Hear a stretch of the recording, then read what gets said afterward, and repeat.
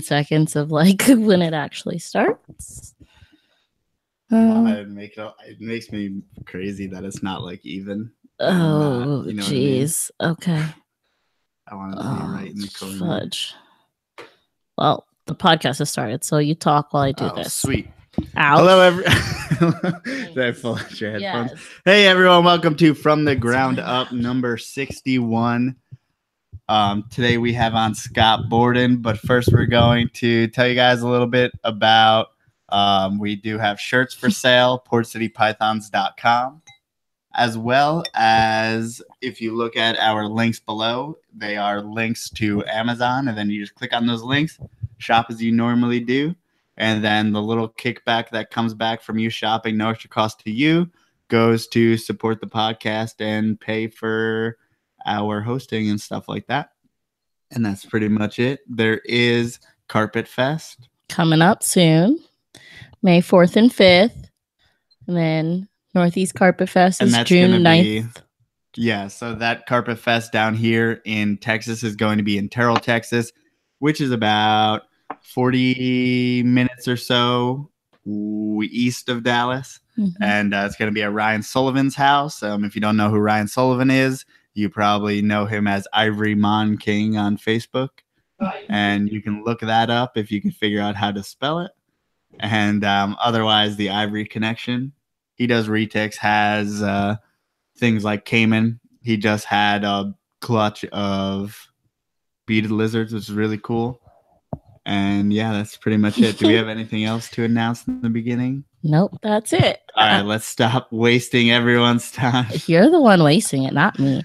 Yes, like we said earlier, today we have on Scott Borden of NY Herp Revolution and our first guest from your neck of the woods, good old Poughkeepsie, New York. I wanted to ask some questions just because we didn't get to talk beforehand. But Scott, did you grow up in I asked him all these questions before. I did. I was born in Vassar Hospital and whole life here, man. Wappingers. And then we just bought a house in Hyde Park about a year and a half ago. Okay, cool. So if you guys don't know, I'm from the same area that Scott is. It's pretty cool because it's not nowhere, but it's not really anywhere at the same time. I mean, there's not many people, especially reptile keepers. And then there's a lot of people, man.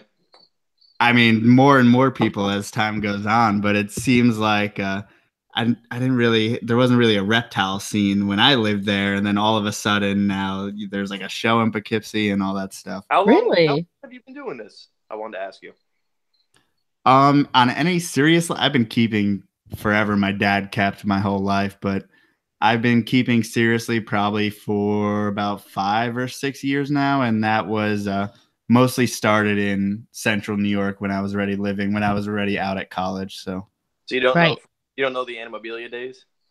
I do know the Animabilia days and the ponytailed guy. Okay, y'all are gonna need. What is Animabilia? What is that? That's the pet store where I had my fucking upbringing in the hobby. Literally, so it was a mom and pop store for years, and that's where I got most of my animals. Probably for the first half of my, or maybe a little less than first half of my keeping days. Yeah, Animabilia was this little blue house off of Route 9. And it was like you didn't even know it was a pet store. It was just a house. And it had like, you would go in and then there would be these skinny stairs to your left. And it was dark and smelly. Oh, and God. You would go up and then you'd see like the berms and stuff when they were still legal in New York. And like, there was just a fucking, what are those pink like cockatoos or parrots, whatever the hell those are? Two of them, Sebastian and Mary, I think were their names. Yeah, and like there was just ragtag, and you would go, and then you could go into like this little bathroom, and they'd have a tank of illegal, like too small to sell turtles in there. Well, that's great. I mean, it all kind of sounds illegal, just a little bit. No comment. I had my upbringing there, and like I said, it was a small mom and pop store. Everything fucking exotic. That's literally where I had my upbringing. Everything I am now like stems from that, and it's just funny. If you were around here in those days, you know Animabilia, because like you said, it was a little house. It moved eventually by Hannaford's for a couple years before they closed. But yeah, I mean, from before I could drive, my first snake, everything came from there. So fun times. Yeah, no that's where I got fun times. Yeah, that's where we got all of our corn snakes, and eventually graduated to White Plains. About what time did you get into herps? 19 years ago. I just figured that out lately for my blog because I wanted to figure out. I was like, what? And the reason I have the reason I was able to kind of figure it out was because my uncle growing up kind of exposed us to snakes. He was pretty young. He was younger than my mother, so like he would take us out and like catch snakes in the yard and shit. And then there was a time when my younger brother went on a field trip to Animabilia, actually, and they messed around with snakes. I forget what it was, like a Cub Scout field trip or something stupid like that. And I remember there was a picture of them holding one of the snakes there. And whatever grade I was 19 years ago, I remember I figured it out, but I wasn't doing too well in school, so my parents tried to make a bet with me using money to do better in school, get better grades. And the money wasn't anything, so I was like, nah, fuck that. I was like, I want a snake if I get on like the honor roll or something. And they honored that. You know, I think I just caught the honor roll that semester and got my first ball python 19 years ago. And boy, did they not realize what the fuck they were getting themselves into. That stemmed off to, I think a boa was the second snake, and then a carpet python, which now I've kept for, Christ, 17 years or some shit. Wow. So when did you realize like, hey, there's people out here breeding these? Or, you know, back then, at least for me, it was just, I just kept a few things. I didn't even think about breeding. I didn't breed. I didn't have my first breeding until 2007, I believe. I bred jungle carpets. And that's before that, just like you said, I didn't breed anything. I really didn't want to breed anything. I just wanted to keep as much as I could, different stuff.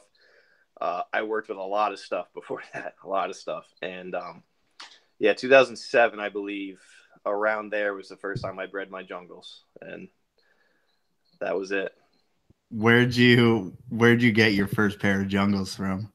My first jungles, before that I had IJs and coastals, but I never bred them. I was just keeping them. My first jungles I bought on Fauna off of a kid who had gotten them straight from the Barkers, VPI. I'll never forget, they were for sale online, and I saw them, and the price is extremely cheap. I can't remember how old they were at the time, maybe 2 years old, you know, peak color. And I saw them, the price was pretty good, and I was like, fuck. I went into Animabilia, and I started talking about these snakes I saw online, and my buddy, one of the owners, Todd, at the time, said, if you don't fucking buy those things, I'm going to go home and buy them. That was the motivator. I went home and fucking bought them right there. And like I said, I think they were a little young. I think I bred them about a year and a half later or something like that when they hit about breeding age. And I still have both of them. Unfortunately, the male, I think, has cancer. I don't think he's going to be around much longer. But the female is a 7-foot monster of a jungle. Was that you just saying, hey, snakes eat every week, and you made a giant? Yep, 100%. I fucked up. 100%. Oh, by the way, I'm really glad that I didn't pay attention to this until more recently when you were going to have me on. I'm really glad that you guys are allowed swearing on, because I swear a lot. But that was 100% me messing up. I believe that whole feed weekly thing, I bred them. When I bred her, she was a really good size. But the problem was that, you know, she had hit sexual maturity, and I kept feeding her, I won't say weekly, but quite a bit, and she's a monster now. I haven't been able to breed those two since. The other ones that are smaller, right, I've bred. I haven't been able to reproduce them again. You think that's a product of you just overfeeding them? 100%. I fucked up. Fuck. A little aside, your mom just texted me and she said she thinks Tony, which is his oldest snake, it's 14 years old, from Animabilia. Thank you. I really appreciate when you cut me off. I was trying to, say something cool. Okay. That your mom said Tony, the bag of donuts, was bought from Animabilia. And then Tony that worked there was the guy with the ponytail. That's Pete. Wait, what was his name? Sorry, hold on. The little gecko feeder dish I had holding my phone up fell. No, his name is Pete. He was the owner with the ponytail. Oh, okay. Yeah, Mom. That's awesome that your mom's listening. No, hi, Mom. That's awesome. Yes, he has very supportive parents. They watch every show, and especially this one because it's New York. Like, that was surprising. Like, I don't know. Sometimes they thought I was crazy, but to be fair, like they were pretty cool about. I had some crazy shit in the house when I was younger. Honestly, some crazy shit, and there was certain rules that were put into place about what I could have, but those rules were broken eventually, and they were still. I'm not gonna go into details on that. But, well, let's go crazy shit. Let's give a little bit. Things that weren't allowed in New York. I'll let you. So everything. No. Comment on that. I actually fully support the New York ban list, and a lot of people get pissed off about that, but that's just from experience and being a realist of the fact that 12-year-olds should not be able to walk into a show and walk out with a fucking Burmese or an alligator. Mm-hmm. And that's why. The problem with New York is their permit system and everything else is broken, so they're not even giving that out anymore. So if someone like me, if I wanted to get a berm or something, I have the ability to do it. I have the experience. I couldn't do it right now. Because it's just no one can get it. I tried to contact New York when I lived there, and there was no way to get in contact with anyone. There used to be until maybe 3 years ago, it was bad, but I think 3 years ago or 2 years ago, they finally just stopped even trying. So now you cannot get any permits right now for anything. It's fine though. I have a really good friend of mine who lives up in Saugerties who has all the big snakes and the fun stuff. He's an educator and he has it legally. So we get to go up there and play with retics, sperms, and all that and stuff. Mm-hmm. And he comes here and plays with the stuff I have. Well, I think it's also good to know that once you get really educated, you know the workarounds, aka olive python, aka scrub pythons, aka voice crack, puberty. Yeah. but I mean, the workaround for me is I own a legal scrub, and I've had people try to play that game with me online in my local group. From what I gather, they only really recognize berms and retics, right? Oh no, they recognize all the big constrictors, anacondas, retics, berms. They recognize pretty much southern scrubs. The way it's worded, depending on where you read it, it's amethystine or king hornum. And king hornum aren't even here, but because depending on where you read it, there's also amethystine. Southerns aren't allowed, so barnecks and those. But Tanabars and Moluccans, which is what I have, they're perfectly legal. So how did they decide that? It's not just over this feet you can't keep it. How did they decide? If you're allowed. It's based off of species. The person I don't know. I know the gentleman's name. I believe he helped DEC figure that out. I guess I don't know. It's not really based off of size because I'm probably the only one who keeps Moluccans this small. Me and one other person. A lot of people have grown them up. But yeah, they do everything by species for the most part, except venomous is all inclusive. Crocodilians are all inclusive, but pythons, monitors, they are done to the species. Okay. So, but yeah, that's the state I live in. Yeah, I mean, makes Texas seem so relaxed. Well, it's very Wild West here in Pennsylvania, and yeah, God, sorry, my husky. I have a very needy husky who's right now. Oh, I saw the pictures on Instagram. It's so cute. Yeah, I have the door open to keep an eye on her because she's fucking shit up. But anyway. So talking about Moluccans, did you bought them as imports, and how do they come in imported and stuff like that? So my male Midas was definitely wild caught animal. I got him as third person. So the story on that is a few years ago, I went to the International Collective Arboreal Symposium, and Owen was there with some of their scrub pythons, and they had Moluccans at the time, and he's like, "Hey, you ever held a scrub python?" I said, "No." He's like, "Here," and he put some Moluccan scrub on my arm, and that was pretty much it. I was sold. The thing was beautiful. It was tame, and I made it very clear after that I wanted a Moluccan scrub, just one as a pet. And next White Plains show, someone who was at that show, at that symposium, was at White Plains, and he says, "Hey, are you still interested in scrubs?" And I said, "Yeah." I said, "Don't do it." He's like, "I have a male Moluccan I want to sell." And he's like, "The thing's tame as fuck." He told me the price, and I'm like, "You're an asshole. Like, cheap as fuck." Like, if compared to the prices right now, people would lose their shit how much I paid for him. And I said, "Yeah, I'll take it. I have no idea where it's going to go. Like, no clue, but I'll take it."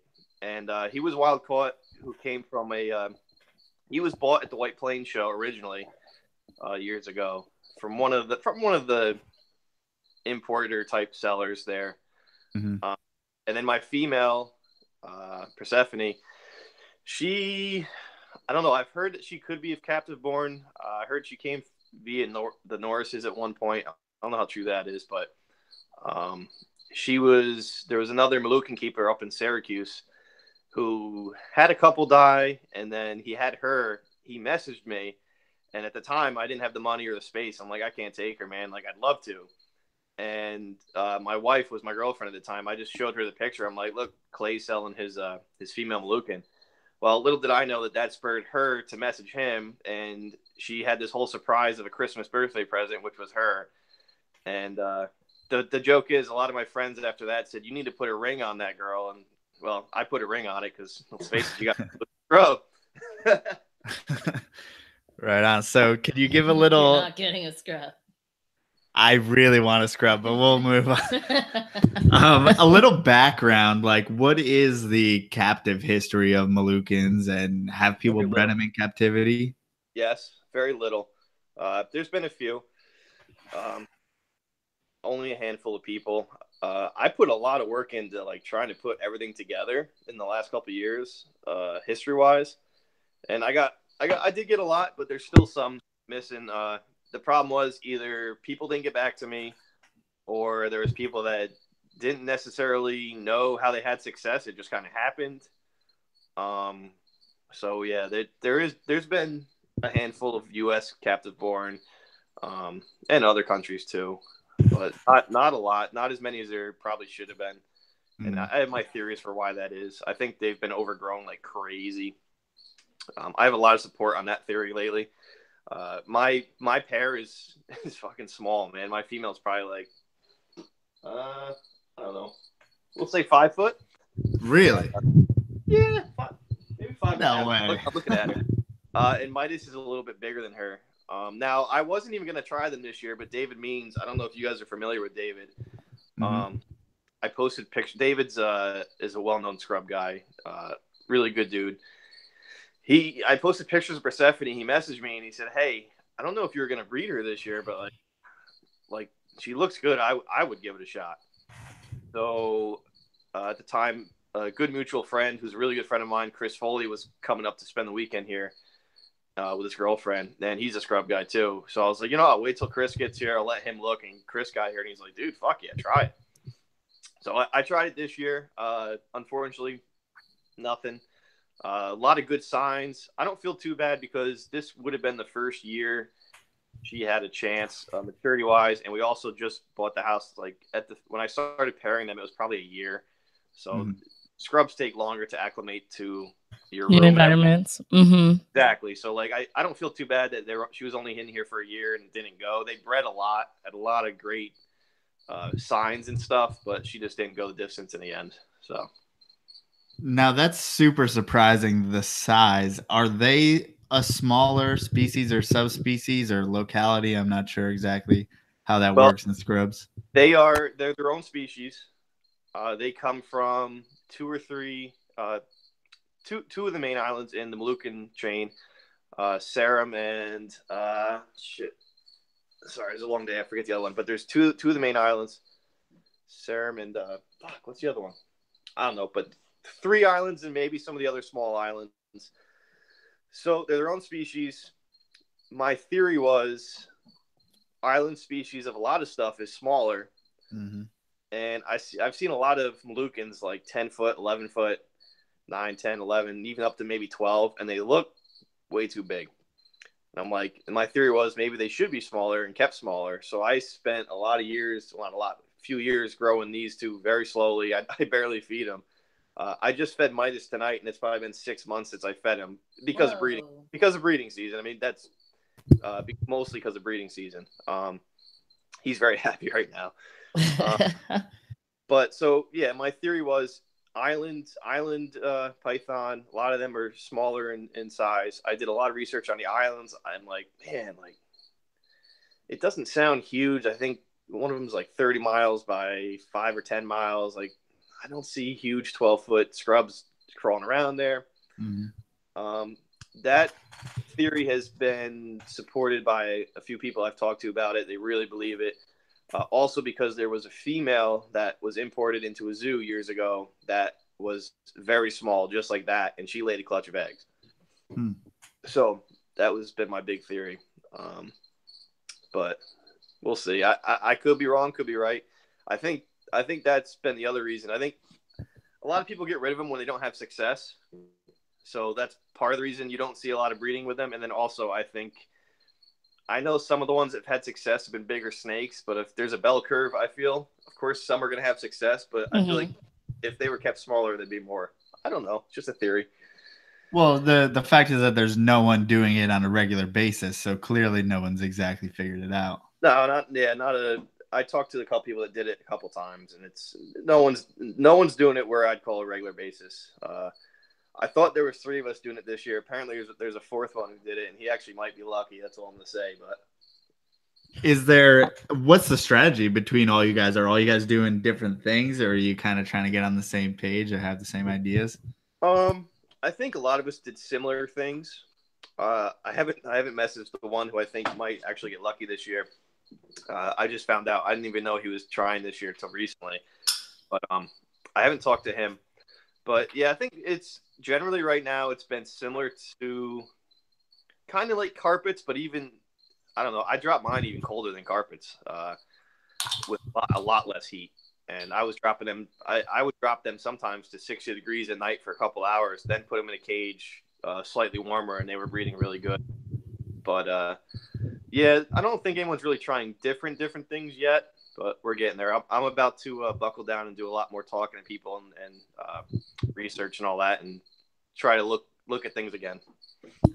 Yeah. So we had talked a little bit before when we were talking about setting this episode up, and did you figure out, like, did you see courting and stuff like that in the winter? Do you think they're winter breeders? Do you think they're spring breeders? I'm about to go back and look at all the data from when I talked to about timelines. I remember I talked to someone who said he felt they were spring breeders. What I saw was a lot during winter, and everybody saw a lot during winter. I don't know. I thought my timeline was decent. She seemed to grow bigger with follicles. They're very easy to get to breed, lockups and all that. Like scrubs, like Midas, they locked up a lot. It's not too hard to get follicles. It's getting the ovulation and the important stuff, unfortunately. Yeah. So I don't know yet. I'm not sure. Like I said, this was the first year I tried. No luck. We'll see next year. You just you actually take them apart at this point? They are apart at this point. It was interesting. I'm actually glad I'm not pairing them anymore, because during the winter, it's weird. Their food response normally is fucking insane. Like, yeah, Persephone's mad because I'm not feeding her because she's eaten a lot already this season, trying to push an ovulation. So I fed the other snakes in the room, and she's pissed off right now. She's looking at me. But it was weird during the winter. Once they go off of food mode, it was so much easier to work with them and pair them. There's no food response for me anyway. As soon as Persephone, about a month and a half ago, had her first meal, pairings got a little dicier because she is on again. Midas wasn't, because I wasn't feeding him, so he had to turn back on until tonight. But yeah, no, I'm done pairing. Kind of glad now, because now they're back on their psycho food mode. Everything's food. And because she started, you said a month and a half ago, she started being wild again. Does that affect if you put her in the guy's tank, or how you do all of that? Well, early on, I put them in Midas's cage, but because he has the bigger cage. But eventually, I took everything out of the cages, just off of advice. I don't know if that helped. It was just to witness everything I could, lockups and all that. So after a while, I started putting mostly him in her cage, just so she was more comfortable and less stressed. Especially when she started looking a little more swollen and stuff. You know, if she had follicles, I was like, I don't want to fuck with her at all. Right. Just Midas in there. So, yeah, most of the time it was that. And like I said, because I started feeding her earlier, the later part of the season got a little dicey. It was weird. Like, that first introduction was nervous as fuck, like, for a couple hours. And, like, I usually would put them together late in the evening when we're home. So, like, you go to bed and you're like, I hope. You know? But it was weird. Once they realized they were both in the cage, they were fine. Like, you'd see them cuddled up, or depending on what their mood was. But there was no her food response was lower, and they were better once that first hour was out of the way. There was a couple times where she looked at Midas, and I got a little nervous. I'm like, oh, fuck, don't do it. And thank God she didn't. I'd spray her down with water every time, make sure there was no food smell, right? Everything. So luckily, I was pretty lucky with that. There was no accidents or anything. We may have the same question. I really wanted to ask because I haven't heard anything, but are scrubs known for tearing each other up, or at least have an initial food response? That was my second question, so it's okay. I still have one other. Their food response is crazy. So, yeah, you got to watch that mostly. So it does happen. I'm going to guess it does. I only know from my experience with the Lucans, and they weren't bad at all. But when I talked a lot to my friends that work with scrubs way longer than I have and have way more experience, like David's like, have a bottle of alcohol ready to spray in case they do wrap up. So I'm pretty sure that some of them have more issues. My one friend, unfortunately, lost a male because he went off the previous sex or something, where they were missexed and they were both males and one killed the other. But yeah, damn, that's. But yeah, so I'm sure there is. I'm very lucky. My two Moluccans are fantastic. What was your first question? It's weird. Yes, because you recently posted on Instagram something about how breeders might take out the bedding or anything when they're breeding, and he just brought that up, and so I'm wondering, like, and he said it's just to see what's going on. No, it's kind of a question to both of you. Like, is there any proven anything that taking out bedding or just taking out everything else, or is that just kind of a preference thing for people, or does it depend on the snake? That was bedding and water bowl. That was all left. Okay. But she has perches and cork bark and hides and stuff. So all furniture was taken out. Bedding was left. But didn't you say some people take out bedding for corn? Yeah, so the reason why I did it for especially corn snakes is because they actually are super active when they're courting and then when they're mating. So I take everything out, or else they'll knock everything over. And then if I have them on Sandy Chip, I actually had that fire male. He took his hemipene out and he was trying to get the female to go, and he actually got a little piece of Sandy Chip in his fucking hemipene, and I had to take it out of his pee hole. You didn't tell me that last night. Well, yeah. So I was like, okay, if I'm gonna pair them up, I'm gonna put them on aspen shavings instead of the Sandy Chip. The Sandy Chip is small and it can get impacted in the hemipenes clearly, like. But luckily I was able to catch it because it didn't go all the way back in, and then I was able to like massage it out. Every other parent, we just kept them in their tub. Yeah, because I was cognizant about me putting them into aspen chippings and not into the Sandy Chips are very small little squares. Little shavings. The aspen shavings are large. Bigger. So they don't fit in pee holes, basically. I didn't ever think about ew. Yeah. So I learned that. That's doing it on the beach. Yeah. One of those conversations that anywhere else in the world sounds fucking retarded. Oh my God. Or I understand it, but one of those times. Yeah, you'll get an infection or something. Don't do that. No sex on the beach. Okay, so you kept the bedding in yours, and there's no concern about sticking in any holes. There wasn't before. Now there is. I use cypress mulch. It's a little bigger. But your holes are bigger. Yeah. Jesus Christ. Yeah, I don't know. Like, it's not something I worry too much about. Not something you worry about until you massage a sandy chip out of a pee hole, you know? You ain't fucking lying. That's a true story. I can't believe you didn't tell me about this last night. Well, because you worry about shit, like you'll forget. No, I didn't do it last night. I did it like it was a few weeks not ago with the when we lava. first started It was a pairing. previous pair. Yeah, okay. yeah. So it's like because you are like everything's an issue, right? So I just did it and then just moved on with my life and forgot about it. Yeah, I would still be worrying. But clearly the fire was okay because he bred like he's bred like 4 times for us. Yeah. The scrubs don't seem too bad with that. Midas didn't drag his junk all over the place, honestly. But I'll tell you what, like the gargoyles and the cresteds, they drag their shit all over the place. They're all on paper towel and stuff, so maybe that helps. I don't know, but yeah. So what is your move into creatures with legs? Boo. Marriage. Really? No. So so I've dabbled in a lot of shit in the 19 years. It's 95% pythons, 5% other stuff, just random. I've had monitors in my younger days and different stuff. So the story on that is meet my girlfriend. My girlfriend is into this stuff. Like not freaked out like a lot of girls, but she never kept or anything, but she wasn't against it. Like when she was younger, against New York's ears, she when she was a young kid, she kept red Fs, I think, for a little bit.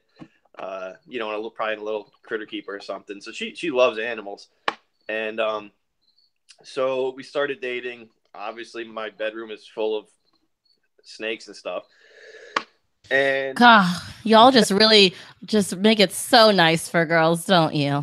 Hey, I said yes. So, here's a funny thing. The only ball python I ever produced, I've only produced one. It was from a clutch of 3 eggs, 2 went bad.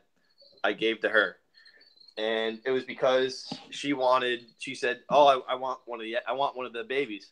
So I was like, "All right." So when the one survived at the end, I said, "Well, it's yours."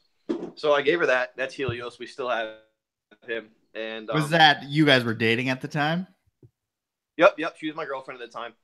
So I gave her that, and that was like kind of breaking a dam at that point because now she has an animal that's technically hers. It's in my room, and I'm trying to remember what happened next. I think the next point was we had space, and I have I have a lot of local friends that work with stuff, and one of them's ball pythons. So she wanted more ball pythons. So we went. She with her money bought a couple more baby ball pythons, and then the leg thing happened when I believe she found a gargoyle gecko for free on Craigslist, and she got him. And that turned in that I think that was her defining moment where she found her true love. Yeah. And, she started acquiring gargoyles with the help of a friend of ours that gave her 2 for free. And then, she's going crazy with the geckos. Judging by the overwhelming cricket sound in the background. Sorry about that. That actually is in our fucking tortoise tank because we have a tortoise too, and a couple loose crickets got in there, and then they bred because I never got them out. Oh fuck! In there, I got to get them fucking out of there. But honestly, the crickets and stuff, they're for mostly my mossy leaf-tailed gecko is the big one. Technically, that's one of the 2 gecko species, or I probably technically everything that's hers is her, and everything that's mine is hers. You know how that goes, but technically 4 of the geckos. Kaya, yeah. Sorry, the cat just beat the shit out of my dog. Kai, how many animals do you have? Cats and a dog. Come here, Kai. Come here. Say hi. Oh, she's all freaked out. I know. Come here. So this is Kai. Oh my God, she's gorgeous. Yeah, she's a nut job. She's my. Hey, stop fucking with the cats. Sorry, she didn't get a walk today, so she's fired up. But 4 of the geckos technically are mine. 2 of them are crested geckos. The first one she got me was Creeper because she was getting gargoyles and stuff, and I was like, oh, I miss having cresteds. I had a couple back in the days, so she surprised me with a crested. Well, I couldn't just have one crested, so then I got one from Anthony Campanetto, so a female who's Mrs. Creeper, and then and then the 2 mossy leaf tails because I love the mossies. I had to get them, And those are technically the 4 geckos in the room that are actually mine. Mm-hmm. And then so she has acquired a fucking hell of a collection of gargoyles, and I'm actually proud of her for the way she's done it. It's been really fun to watch her grow her collection and passion for the hobby. She really brought me back to, you know, what's right in the hobby and stuff, like that passion, that love. Like, who gives a fuck about all the shit online? Like, I just love my animals. And but now we have those. She's also works with golden geckos, fucking $10 pet store gecko that are pretty cool, but they're really fast. And then then fucking we have electric blue day geckos, Clemmerite day geckos. But it's marriage that was the legs thing, essentially. It's actually been a lot of fun for me because I like having a lot of shit, different things. Yeah. And it's like that's allowed that to happen. Like, I don't have to. It doesn't have to be me getting everything. Now there's 2 of us that work and everything. Yeah. Do you split it up that way, or is it kind of as needed? It's a team thing. She does. I do the snakes pretty much. Almost. She used to do more of the snakes, but now, with all the geckos she's got, she does a lot of the gecko work, and I do a lot of the snake work. But it's kind of joined. Okay, I'm sorry. We have to pause. Everyone in the chat is telling me this whole time they haven't seen Scott at all. They've been staring at us, which is really weird because I've been definitely doing stuff when I think they're not. Like, I went to go get the wand. It says just Scott Borden presented. Right. It says it just said it now, like a minute ago. No, I pressed something, but it didn't change it. When I pressed something, it didn't. Because I pressed something just trying to get it to change, but that is it muted? Is your no? Okay, I'm gonna hide him and I'm gonna show him again. Because they said they've been just staring at our face the whole time. I'm like, well, that's great because I'm pretty sure you like. They can hear me. They don't need to fucking. No, but it makes it different. It makes it different. We did just try to show the dog, and people were like, "What the fuck are they?" Now that's when everyone realized when you just showed the dog. Oh, sorry. And everyone's like, "Wait, I don't see that." Evan said no one wants to see his face anyway. So everyone, who said that? Evan, do you know Evan? I know Evan. Fuck Evan. I know Evan. Evan Browder, right? Yes, yes. Yeah, I know Evan.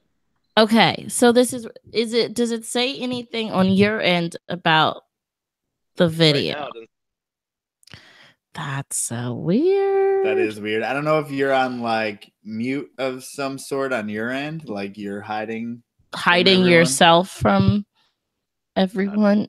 I should be. Let me see. What is this? What is it? Now we're just gonna start pressing things. Explode. Okay. Now you're a little avatar, but that's really bad. That you can see me, right? Yeah, so you went away for a second, but now we can see. Now you're back, but I can start fucking. We will not disconnect. I don't want to take too much time on this, yeah, but fuck it. Let's go. Let's go. But I'm sorry, like I love the 14 of you. Shut up. But it's real simple. Oh, hold on. Sorry. Wait, I muted you. Hold on. Fuck, man. Fuck. What is... Hold on. See, look at what we did. Now you're muted. Now you did it too high. No, but... No, you did that too high. Okay. So now it's going to be... Okay, I can bring him back. All right. Holy shit. But he's muted and I can't unmute him now. Oh, my fucking God. This is why you don't touch things. This is why we're going to move on. Stop. Well, he's muted, so I got to freaking unmute him. Well, now you do. But you wouldn't have. But I can't. Nope, that wasn't it. Holy shit. See, that changes that. You got to be fucking kidding. You taking the control doesn't change anything. Fuck. I can't. See, now the muted thing is gray and I can't unmute him. Holy fuck. Are you muted on your end, Scott? What is asking him a question, dude? He's muted. We can't hear him. Yeah, well, I take the mutedness as a yes. Yes. Holy yes. Shit. What happened? I don't know. Apparently, it was muted on my end. See, it wasn't me. I didn't do it though. All right, guys, you heard it was Scott's fault. But I still don't know why they can't see him. But can they hear me? Yeah. So They just whatever. It's real simple. If they want to see my fucking dog, just go on New York _revolution and just pay stories. I share the dog in there. All right, yeah. As Brandon said, don't touch anything. This is usually the rule. Don't fuck with shit once we're on. I post a lot of fucking pictures. You don't need to see me. You don't need to see my snakes. As long as you hear me, who gives a fuck? I'm not even used to this video. I think it's just annoying because there's a new issue every time. Like this has never happened where we can Google see Hangouts you, but they can't see you. Only picks up people with souls, and Scott's a ginger, so it's having issues.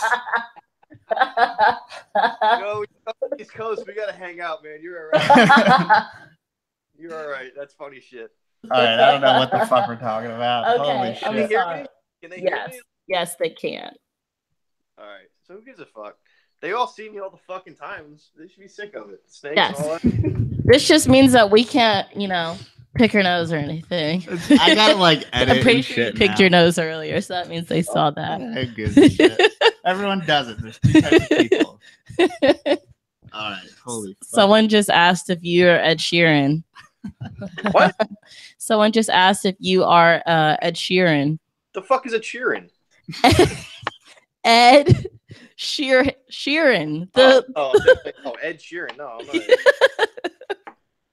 Holy fuck, we need to get back on track. What the fuck are we talking about? I'm sorry. People you have on. We're talking about crickets and the geckos and how you got back in the crusties and all that. I actually have a question about that. Yeah, go ahead. Okay. Knowing nothing about creatures with legs, because we don't like that. You said you have a mossy leaf-tailed gecko. Is that similar to a satanic leaf-tail? Yeah, same genus, yeah. Okay, what's the difference then? Satanics are badass, man. I just didn't have the balls to work with them yet. They're pretty expensive and they have a tendency just to up and fucking die. Like if you have the temperature off a little bit and shit. Mossies are a little bit easier. They're bigger. Satanics are pretty small. Mossies are a little bigger. And Mossies, honestly, are pretty easy to work with. They're almost the same crested. It's just you got to feed them really only bugs. But yeah, Satanics look like little fucking demon geckos, honestly. That's how they look. Mossies look like moss on the side of a tree or something like that, lichen and stuff. So. Okay. Turns out they all have very good descriptive names. Unlike snakes. Yeah, Satanics are awesome. I wish they were a little easier. I probably would work with them, but I can't bring myself to spend the money on them for how fragile they are. I mean, also from what I've heard, you need to supplement cockroaches as well. I heard snails. I heard snails are a big thing with. That's almost as bad. Yeah. No, snails are so much better than cockroaches. I would take a snail any day. I eat snails. I don't eat cockroaches. Well, I have a bin of dubia roaches for a lot of stuff, but honestly, my mossies don't eat them. They really only eat crickets. Mm. I sold my first baby to a local buddy of ours, and he messaged me like a couple weeks ago, and he's like, "Oh, this thing's a dubia eating monster." I'm like, "What the fuck? Mine never eat dubia." I'm like, "You're an asshole." You just keep them room temp? Literally, yeah. My reptile room. So our reptile room is way cooler than most people's. I don't let it get above 79. I like to keep even my snakes cooler. I supplement their heat. I give them basking area and all that gradient, but I don't like having any of my pythons where their only choice is above 80 degrees. Mm-hmm. And I keep everything like that. White lips, savus, ball pythons, everything has an option for normal basking temps, normal heat gradient, but also into the 70s.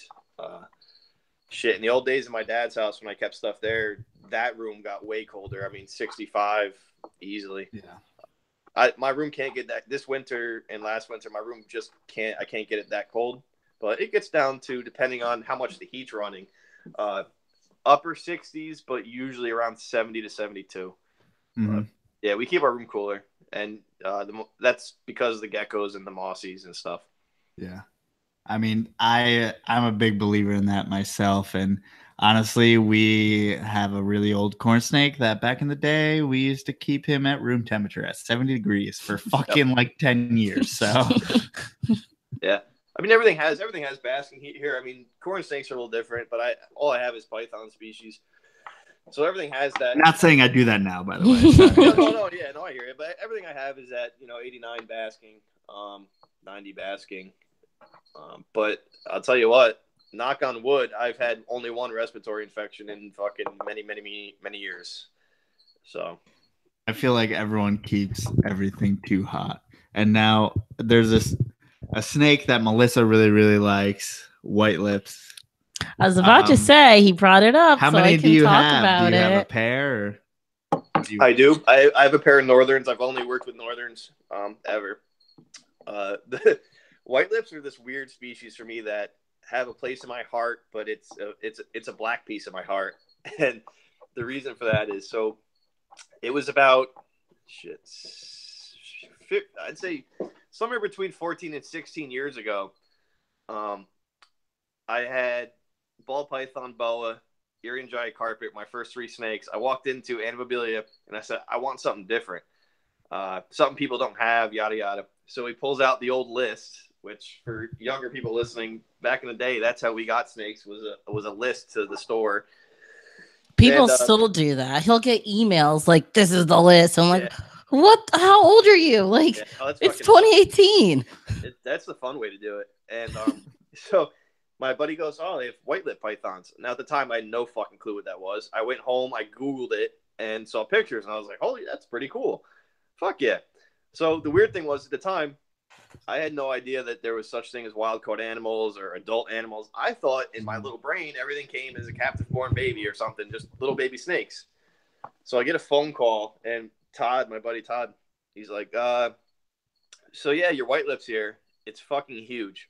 I'm like, oh, great. So I pick it up, and let me just say it was a very, very large wild-caught female who was an absolute psycho. I mean, psycho to the point where she would not stop striking at the glass and never learned what the glass was. So she never. She only ate birds. Okay. Yeah. Okay. Took a while to figure that one out because she wouldn't eat, and we found that out. I actually switched her over to rats, but at that time I didn't have the skill set or the caging or anything to deal with a big, nasty psycho of a white lip. So I got rid of her. So fast forward a few years and ups and downs, and I had burnt out and sold off most of my collection except the 2 jungles and my first ball python, and I started getting back into it. So one of the first things was I was like, man, fucking, I should get into white lips. Nobody's really working with them. Yeah. So I get 2 female white lips. And that's actually how I met Owen and Chris Foley, was through that. I ended up trading one of those females to them. Or no, I'm sorry. That's how I got one of the white lips. I traded a jungle that I produced from my older pair to them for a white lip, and I got my second female white lip. And then after a while, I was like, why the fuck am I planting this big group of white lips? These things suck. They're fucking psychos. They bite. Oh, but they're so pretty. They are very nice looking snakes. So I ended up selling the one female, and the funny thing was, so I sold the one female to a local guy who actually lives in Fishkill on top of the mountain down there, East Fishkill. Mm-hmm. And he had a male at the time, and his male was stupid tame. I mean, just ball python, fucking perfect tame.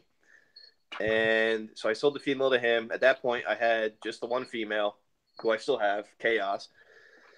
And then eventually he got out of white lips and he sold me that male after years of me like, dude, you got to sell me this fucking thing. It's awesome. And he sold me that. So now I have that pair. Bane is my male and Chaos is my female.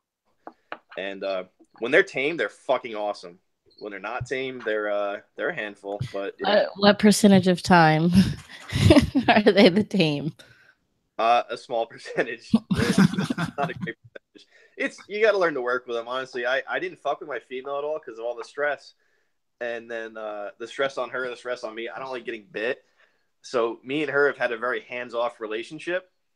And the funny thing is, Chris Foley came up to my house I think in the fall, and him and his girlfriend got here really late in the evening because he lives down in DC.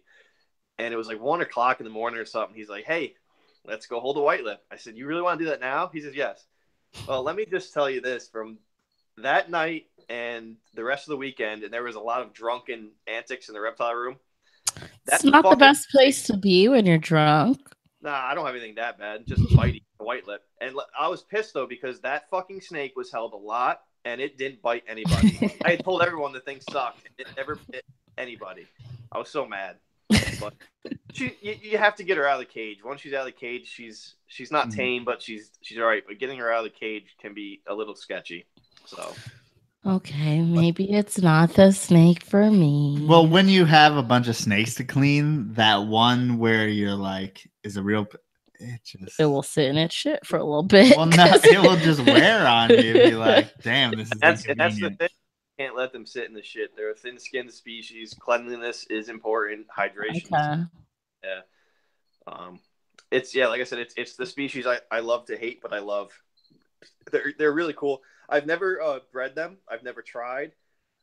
Chris yelled at me this year because he really wanted me to pair them up. He's like, fucking pair them up. And I'm like, I'm concentrating on the scrubs like so much that I was like, so I didn't pair them up this year. Next year, I'm going to pair them up for the first time. And pray to God she doesn't kill him. Brandon said, get that how do you say that word? Tanamera locality? Fuck Tanamera. I don't work with Southern. Dan from DM Exotics, I believe, was importing a bunch of animals that were at least called Tanamera or whatever the fuck, but they were apparently very, very docile and stuff. So I think that's a little. So why wouldn't you want to get into that? I don't know. He brought in. It is a locality that of southern white-lipped blacks, which they were from what I heard was very tame, very calm, which is great. But I don't know. I've never been a big fan of the Southerns. I've always liked the Northerns, the Golds. I like how they look better. And I only have so much room and space for projects. So, like, just having – I don't have room for those, really, honestly, if I don't want to work with them. So, as a snake breeder who is about to be a millionaire, why wouldn't you breed white lips together? Because you'll never make money on white lips. Not enough. Although, I'll tell you what, recently there's a huge uptick in those, man. Fucking – that's crazy, but it's white lips are an interesting species. Like a lot of people care about them lately because a few pictures have gone viral, and everyone sees this beautiful rainbow of a snake. And I get it; like I see that shit all the time. But what they don't realize is they're easy to keep. Anything's easy to keep if you keep it how it's supposed to be kept, which I know sounds kind of stupid to say. They're easy to keep as long as you stay on top of fresh water and cleanliness and a little bit humidity, but fresh water, drinking water goes a long way. But like a lot of these people don't realize, like most of them are wild caught. Those ones suck. So they're going to have negative experiences with them if they're not expecting it. Right.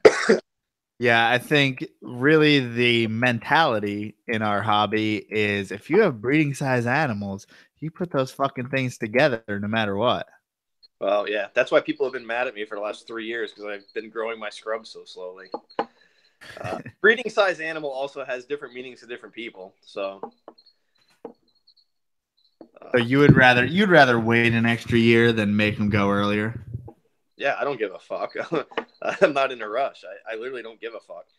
I mean, I do. Like, I would love it. Like, if I could breed white lips, that would be fucking awesome. I haven't been stressed by breeding until this year with my scrubs. I paid attention to every little detail. So, of course, it would be cool. But at the same time, like, first off, I don't pay my bills off this shit. I just don't give a fuck. I'm not in a rush. My white lips are plenty old now.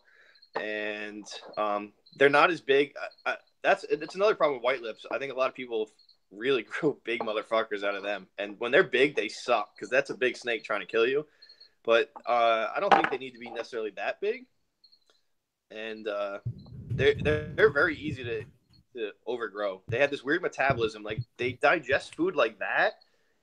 But at the same time, like that sounds like a fast metabolism, but you can put too much weight on them very quickly if you feed too much. I feed my white lips very little. I feed my scrubs very little. Mm-hmm. Yeah, I think that's something that when I first got Amazon tree boas, I was like, I know I don't want to overfeed this, but if I feed my green tree, and that's obviously a totally different animal, it's like the feeding regimen people say is about the same. So it's like, fuck, my green tree takes like 2 weeks to take a shit. My Amazon tree boa takes about fucking 12 hours to take a shit. Yeah. So it's like, but still, they both aren't equal as far as you can overfeed it pretty easily. So you still want to do that 2 weeks in between feeding. Yeah, growing up the white lips, I've noticed it's a weird thing. Like their metabolism is wild. Like I said, they put on size pretty easily, pretty quickly, like growing wise when they're young. And I didn't want to get them too big, so I slowed them down early. And like I said, they digest like a day to 2 days, and they're done. But at the same time, like if you feed them too much, man, I've seen some big ones, some big fat northerns, and it's harder to breed them when they're like that. Now, that's such a snake that I see at every single reptile show that I always see newer keepers taking home. And it's like, where the fuck do all these animals go? Die. It's sad to say that, but we've all done that. Me and my wife walk into White Plains all the time, and you see people walking out with animals that, I don't know, just the way you see that they're bringing the cage home, you know, they're bringing supplies home. So you just know that, unfortunately, that it's probably a high percentage of those animals are not going to do very well. Right. Depending on, if it's a fucking leopard gecko, that's one thing. But I've seen, I'm trying to remember, I saw a couple of the last White Plains show. I want to say like Uromastyx or something like that, and I'm like, man, those are gonna have a hard time because they're probably not going to keep it right. Yeah, it's a sad thing to say. I tried to, I think I mentioned that recently in my blog. You know, if you're at a reptile show, and I get it, back in the day, I used to walk around and be like, I want to see something cool and come home with it. Now with the smartphone, the least they could do is you know, Google it, and that's hard because you don't get the greatest information from Google, but try to get some information before you go home with it. Get an idea what you're getting into. Don't buy a baby iguana. Don't buy a baby savanna monitor and end up with a monster later on. You should know what you're getting into. But I mean, what also sucks is that you'll go buy a table and it's not even labeled correctly. So even if you Googled it, you wouldn't know what the fuck you're looking at. Yeah, I mean, there's nothing you can do about that. But I'm saying there is, meaning don't have pieces of shit in our industry, but they tend to fucking. Oh man, yeah, we could get into that, I guess.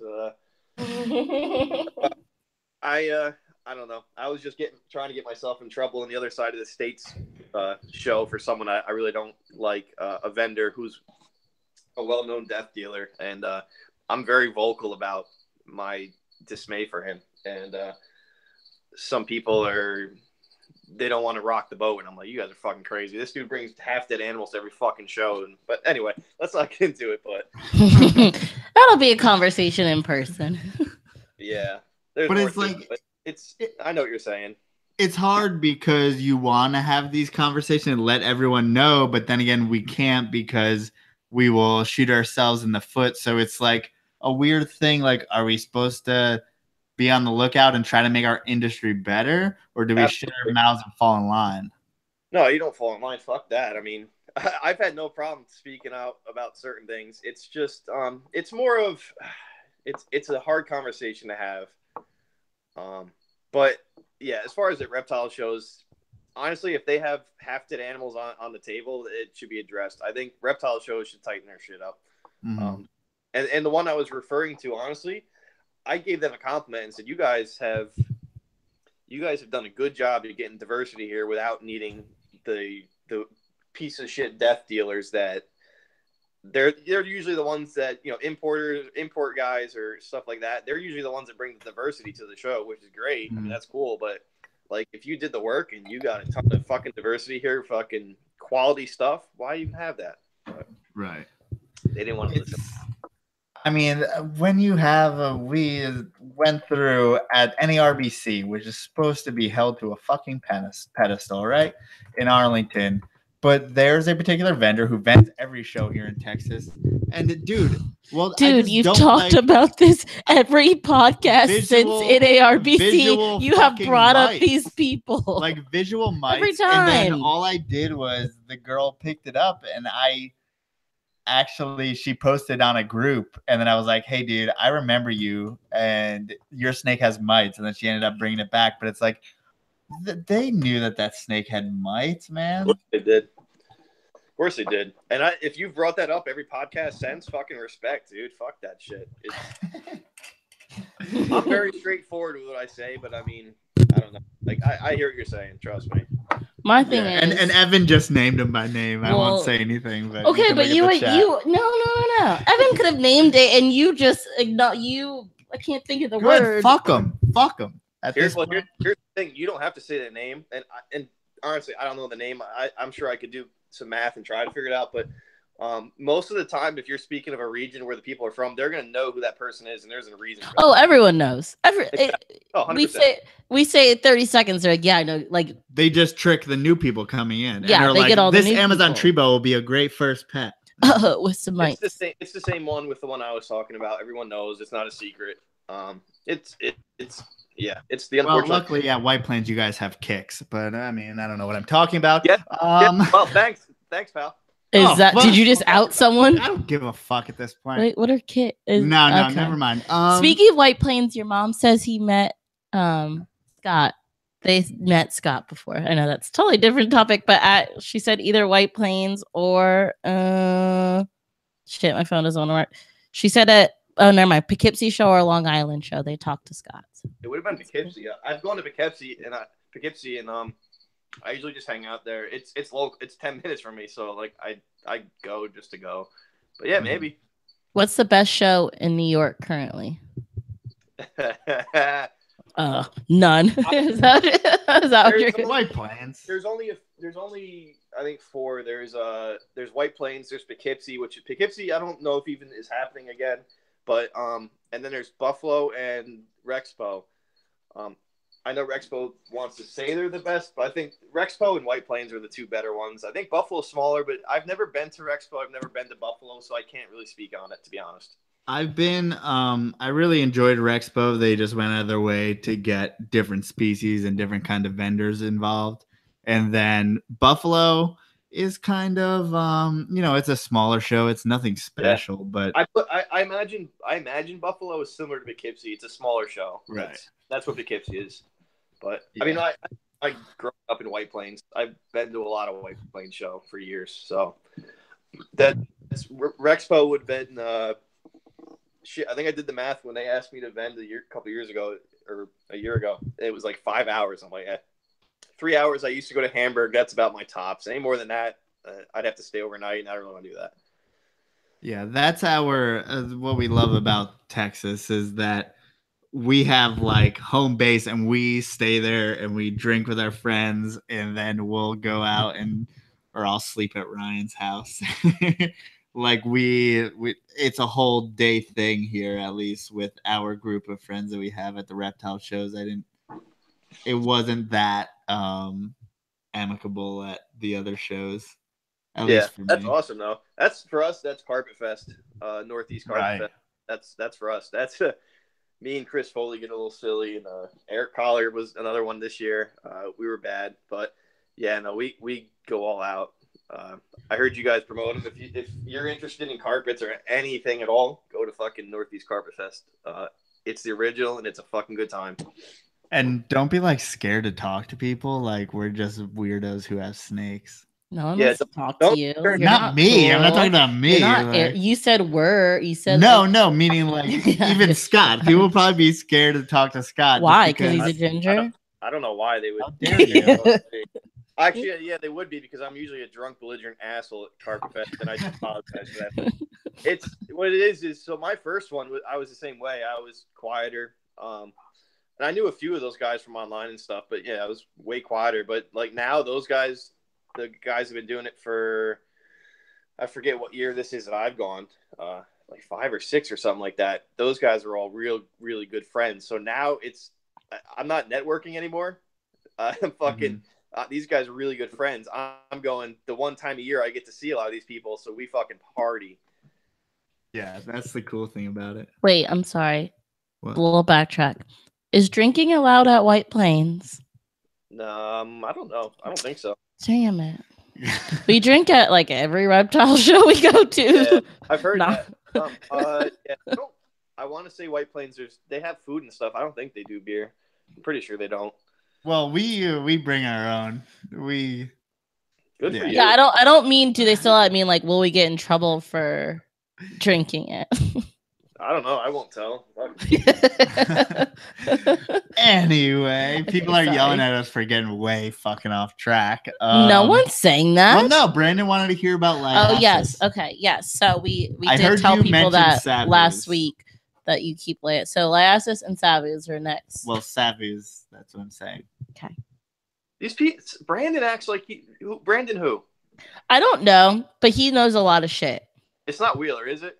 No. We don't know who Brandon. Wheeler, Brandon knows me. Shit. Like, he knows all this shit already. Like, no, Brandon knows this. No, this Brandon. He's watched like a lot of our shows. He knows a lot of shit and people, and so yeah. Yeah, there's a few Brandons out there. So So the only liasis I have is savus because they're the smallest species, and that's what I had space for when I wanted to get into liasis. Super fun species, super active. I don't keep them any different than anything else. Really good food response, super active. Like, you take them out. I actually, they're probably the least favorite animal I have for taking pictures because, like, other than tub shot, you take the house off, you take a picture. Mm-hmm. After that, once you take them out to try to take them somewhere for a picture, they're moving, man, and they are just so active, and they won't stop. And I've tried like the putting a hide on them and blocking them in that for like even a half hour. It doesn't matter. As soon as you take that hide off, they're like, hello, and they're gone. So yeah, taking pictures of them sucks. But I do have a pair of savus. I've had issues. I probably would have bred them earlier, but my male decided he liked live all of a sudden. So like, he didn't eat for a long time, so he was smaller than I liked. And until I figured out he liked live, so now he's a live eater. So that's the only thing that has slowed me down from trying to breed them. My plan is next season to try them also. Mm-hmm. What is the breeding age at this point? Or what age are they now, and what are they going to be when you try them? One of them is I want to say one's definitely a 2012, and I think the other is 2013. So they're a few years old. They need the age. Just like a lot of the harder stuff really needs the age, but savus, from everything I heard, was one that really is harder to breed young. They really need the age. I thought someone bred them at like 3.5, maybe, and that was the bare youngest. I think I might be wrong on that. It might have been even a little older than that, but yeah. As far as liasis go, at least what I've had as babies, mine were just terrible. Did you have the same experience? So my female I got as a fresh hatchling from Will Bird, like 3 meals fresh, like 5 meals, 6 meals, whatever it is. And yeah, she was a little psycho baby. My male I got, I think he's the 2012. I got him. He was already maybe a couple years old, 1.5, 2 years old. And he was much better. I got him from Michael Pinnell, and Mike told me that he would do some false striking, like closed mouth striking. I've never had an issue with him. He's I think he was the first snake my wife held when she was my girlfriend early on. And they're both fine now. Actually, as adults, they're both adults, and I hook them out. They have a crazy food response, just like a lot of stuff. But once they're out, I've never had even a single issue. They're really good to hold. Yeah, I think that's a question we get all the time, whether it's Morelia, liasis, all this stuff, man. It's like, hook them out, they have food response, and then you're pretty much good. Yeah, everything sucks as babies. And I ruffled some feathers when I posted some carpets for sale, and I mentioned that they're not a terrible first snake, but I also put the reasons for that. Everyone's only negative thing is, they're bitey as babies. I said, I get that, but if you talk to the customer and you communicate and explain to them how to work around that, they're fucking perfect, because they're easy to keep. Carpets, I mean, jungles especially, they're really not hard. You don't have to worry about humidity. you can put them in a fish tank with a heat bulb over it, and they'll do fucking fine. I've done it before. So that's what I've explained to people, is that from that standpoint, from strictly a care and being able to deal with keeper mistakes, younger keeper mistakes, they're very good. Yes, I get they're bitey little defensive assholes, but most of the jungles, once they get older, they're perfectly fine. Some, not all, but most. Yeah, I mean, people probably hate when I say it, but they're pretty much the Australian version of the corn snake. They go all the way from the southern tip of Australia basically to the northern. So like you can't fuck it up. They can live in every fucking range of temperature. And yeah, I've had some fun in my I don't know, maybe in the last couple of years, where like I would mess around with some of the groups where they are like so anti-tank. And they're like, and they're and I get it. Ball pythons don't do great in tanks, but we all did it years ago. Like, I understand you weren't there when we were keeping shit only in tanks because you haven't been keeping long enough. But you should probably shut the fuck up when you say, "Oh, no snake does good in tanks." Because when I tell you carpets do perfectly fine in tanks, and you try to debate me, you're gonna lose. Because I've grown carpets in tanks plenty of times. I don't anymore, just because my room's not set up for that. I grow them up in tubs, and then the adults go in either AP cages, or I have some custom built melamine cages, so they go in cages. But growing them up is all in tubs and shit. But yeah, back in the day it was tanks. That's why I used to have fun going in some of those groups that we all know that they all have. The fuck is that? What is it, Dunning-Kruger or whatever? Carhartt hat. Sorry. It is a Carhartt hat. I'm sorry. That was the most ADD statement ever. Before I went to New York over Christmas to like meet his family and everything, I'd never heard of the brand Carhartt, and they all fucking made fun of me for it. Really? And then never. It's not a thing in Louisiana because it's I don't know. It's like a lot of shit we don't wear. Really, you just needed to really get some good old fashioned blue collared folk. So I work for the railroad, so yeah, I'm full on blue collar, man. I wear Carhartt. But the funny thing is, after like I learned about it, I swear I see it everywhere now. It may just have been a thing that like I didn't notice it. I don't know. It's a cultural difference. But like it was everywhere up there. Like everyone had the beanie hat thing, or like the brown jacket, like like everyone up there. So I bought her a Carhartt hat, and then you lost yours, and now you wear mine. But it's funny. We get us off fucking track again. Yeah, I did. Okay, I was gonna tell another story. Dude, so bad. This is the same as when I have friends come over here, right? So I'll have some of my friends come over here, and one or two friends in particular, and I was actually hoping to announce some things tonight, but I can't yet, unfortunately, because the one friend I'm really talking about, he just bought a house and things have been busy. But we're trying to do some things. Obviously, you guys saw the blog lately. I think you have an idea, Joe, what I'm talking about. I might have asked you questions about it. But anyway. Okay, well, now I need to go look at the messages. my wife hates sometimes when they come over, because like they'll come over and we'll have a certain, like, this is what we're going to talk about. We'll have dinner and talk about this. But there's at least like 20 tangents of discussion. So 9 o'clock bedtime turns into we're talking and drinking till midnight. So easily. It's snake people, man. We just talk. That's why Northeast Carpet Fest, we kill it and we go to like 4 a.m. or some shit. It's not enough time. Stop bringing it up. We can't go. I recommend you go get a plane ticket. Bill Stiegel comes from Texas usually, and fucking it's worth it. Well, Bill is an anesthesiologist, and three of us are that. And just got babies from the sickness, so it's gonna only be more, wealthy. Bill can buy our plane tickets. His down payment on the egg is going to be 10 round trips. Bill's come to the last 2, I think. He's a really good dude, funny motherfucker. But yeah, no, he's good. And we've had a lot of people travel from pretty good distance. It's worth it if you're gonna go to. They're all pretty good, but Northeast is the original, and it's a good time. See, we're actually going to be moving in July up to Pennsylvania, so it will be. So it's like 3 weeks before we're moving, so it just can't. No, of course. No, I hear you. That just means you guys got to go next year, though. Yes. Oh, yeah, that will be easy. Okay, 2 things. First, to defend Brandon. He was saying he was asking about Liasis because he just bought a Maclots python. I saw that. And then he was also asking, I have a question. What beer are you drinking? So tonight I'm actually breaking my rule about drinking. I usually don't drink during the week, so I don't have a problem. I drink. That's a good rule. Yeah. So, but tonight I was like, podcast. When I go on NPR, I usually drink hard liquor.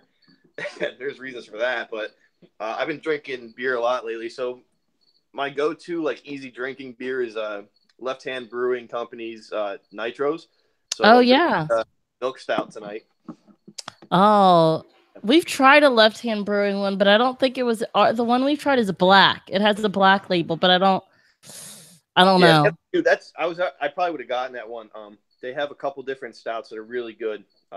This is actually the first time I've had this one. I usually get what the fuck? They have a couple other stouts, not milk stout, but yeah, no, they're really. I like to try that. We love milk stouts. There's a place in New Paltz. I forget what brewery, but it's with the key. I forget what it's called, but it's Mother's Milk. It's pretty good. Mother's Milk is good. Gross. Oh, that's not Keegan's, is it? I thought so. Oh, that's Kingston. I think Keegan's is. I want to say that's Kingston. Kingston. New Paltz shit to me. I don't know. Yeah. But no, those are Mother's Milk is really good. Yeah, that's Keegan's. Mother's Milk is good. Mm-hmm. Yeah, my buddy Dan's really got me onto like craft beer and stuff lately. I was never a beer guy. I was more of a liquor guy, but nowadays I've been drinking a lot more beer.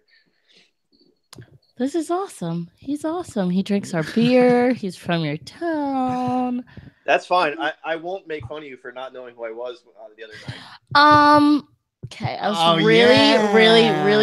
really hoping one of two things were gonna happen. I was hoping you were gonna cut it out, but you're a fucking piece of shit, and you didn't cut it out. Or two, that Scott wasn't gonna listen. I laughed, but don't feel bad. You know my animals, and that's really what I fucking care about. I knew your Instagram name, but it's like whenever we've talked about you, I just think of you as NY Herp Revolution. Like I don't know.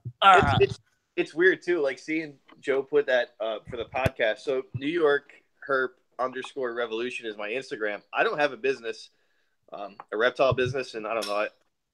I like I said, it started very early on in my keeping career. Like I've always tried to do I tried not to do what everybody else is doing. So since everybody has to have a reptile business, I'm like, fuck you. I'm not gonna have a reptile business. I'm just gonna be. You're just gonna be Scott.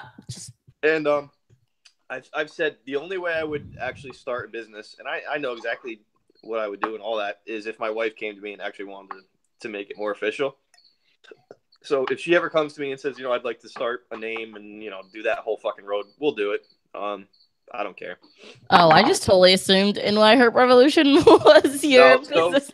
That's just my Instagram name. And that was me just wanting the revolution part was just the word I used because I want to make New York better and all that. And I don't know, it just came to me.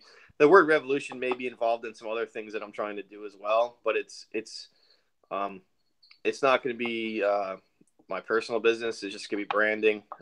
I've really been pushing myself lately a lot on social media and all that. And the reason I've been doing that is because I want more exposure, but because I want to make the right shit cool or popular. I look at the people that are very popular on social media, and we won't name names, but but we know what you're talking about. No, there's more than one. I mean, everyone knows the one, and I think the problem with social media is it exposes people, and that's why some of those people have gotten hit. But I think I don't know. I get why they're popular. They do certain things on YouTube and other stuff they do very well. Hashtag sensationalism. Yes, they do that very well, but their keeping isn't the best. Their animals aren't the healthiest. So, like, I don't know. My thing lately in the last 6 months is my mindset's changed, and that was part of the product that came from that was the blog. I had all these ideas in my head and stuff that I thought, and I was like, you know what, Facebook, you can say all kinds of crazy shit on there, but it gets lost in the noise. It just a day later, it's gone. So I said, no one really, there's blogs out there, but no one's really doing one that they pushed. So I started that. And then I really want to push myself or just my message to make the right shit cool for keeping, the right ways and the right mindset. I don't know. I mean, that's something that we've definitely thought about on our end. And it's like, dude, it's so hard when there's things that you really like and it's shown glimpses in people that are very popular, but and then the one thing that they do with it is fucking shines a bad light on it. You're like, I love that species, but the only time it gets any airtime is when it's biting this person. It's it's a lot of that, and I get it and I understand it. But that's, like I said, that's why I'm trying. Lately, I've been really pushing certain things, trying to push my personal brand as myself, just to, I don't know, try to change all that, to make shit cool without there having to be a snake biting you or the sensationalism or, I don't know. And sorry, I cut you off. Continue. No, you're fine. And even like, not even the sensationalism of the snake, but just like of the person. Like, obviously in this whole partnership, he's more of a snake person, but it's like when we first started, like there was things I wanted to do and he would always kind of like be like, no, I don't want to do that. And I was like, why? Like, this is how you get famous. But like the more I've gotten into it, I'm like, I'm glad we didn't do those things, even though it still is like we're not where we want to be. But it's still it's almost, even though I'm glad we didn't do them, it's harder to watch these other people get all these followers, get all this notoriety when I'm like, God, but we're real. Like, that sounds that's not how those people are on a normal date. Like, this grown ass fucking person doesn't act like a 15-year-old when they're just at their house. Like, we act our fucking age. I'm not gonna act like a 15-year-old to be popular. Now you're going on a tangent. Because it just it's similar. Like, Go ahead, it's just so frustrating when I feel like we're like real, actual life people. When you actually give a shit and people don't give a shit, but we just like, I'm not any different on camera than I am in real life, unless I'm drunk. Then maybe I'm a little bit different.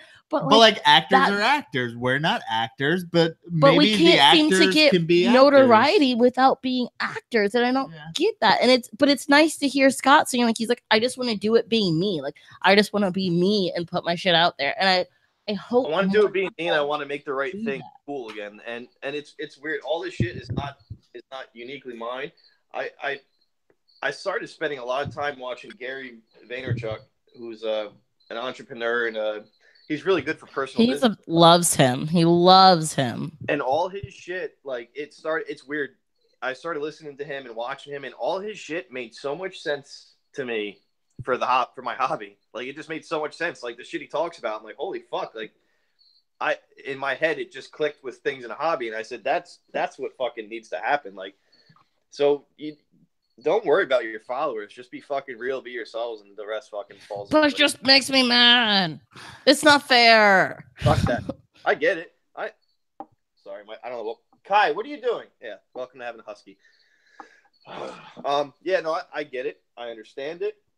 But don't worry about it. If you're doing shit for the right reasons, all good things will come in the end. And that's why I started the blog. Was I wanted to really be able to put my thoughts out there on some deeper subjects, which is why I actually did the honeymoon one. I don't know if you guys read it, about herping in Costa Rica, just because I wanted to break that up a little bit. I felt like I did 3 or 4 really deeper thinking topics, and I was like, I need to do something that's a little less deep, or just a little more fun to read. So I just described our herping in Costa Rica, our honeymoon. Ooh, I did not read that. Can you talk a little bit about what it's like herping in Costa Rica?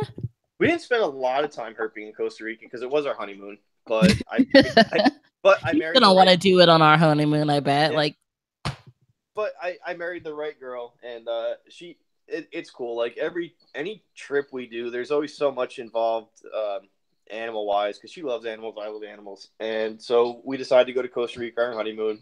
And she's actually like 40-50% Costa Rican, so it worked out. And so we spent most of our time on the Pacific side in Playa Semra, the Guanacaste region, and that's cool because like no matter where you go, it's like all these regions, like there's iguanas fucking everywhere, and there's tons of cool shit to see. But so I put the word out a while before we went in some of the groups, and I said, hey, who's got any connections to anything?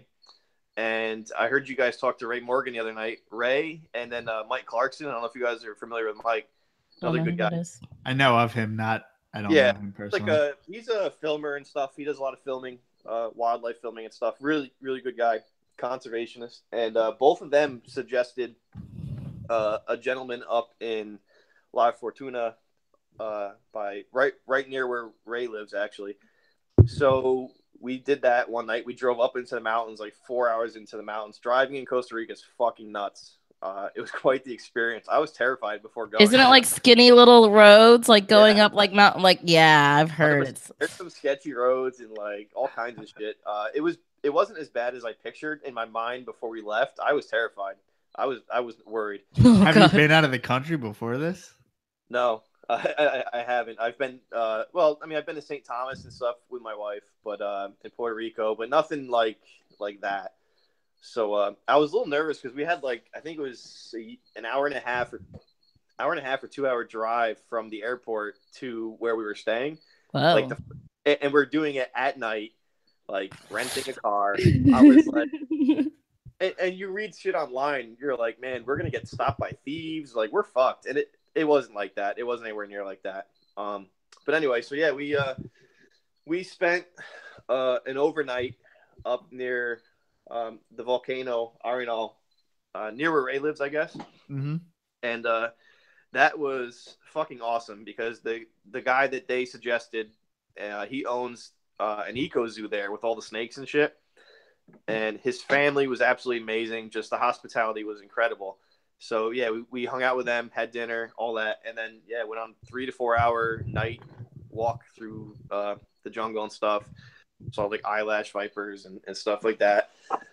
And then we came back, and he didn't realize that we were leaving the next morning because my wife made reservations to go down to Tarcales to see the crocodiles, and we had to leave at fucking dumb early, like really early.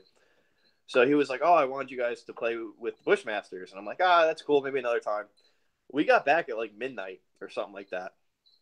And it's kind of a tradition for them. Like they get back, everybody eats food, and they take shots and stuff and just unwind. I was like, this is awesome. Like really good people just hanging out.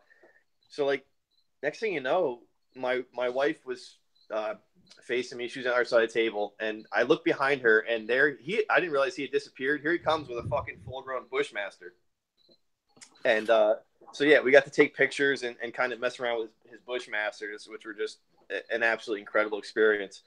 And then so we hung out, did that for a little while, went to bed, tried to sleep for 4 hours, then drove I think it was another 4.5 hours to Tarcales to go on a crocodile river tour, and then that was pretty much the highlight of herping wise. About 2 to 3 days worth out of 10. That's awesome. So what'd you do for the other days? Not snake stuff, because you don't have to do snake stuff the whole time. Honeymoon stuff. Actually, Costa Rica was an incredible time. We zip lined. That was fucking awesome.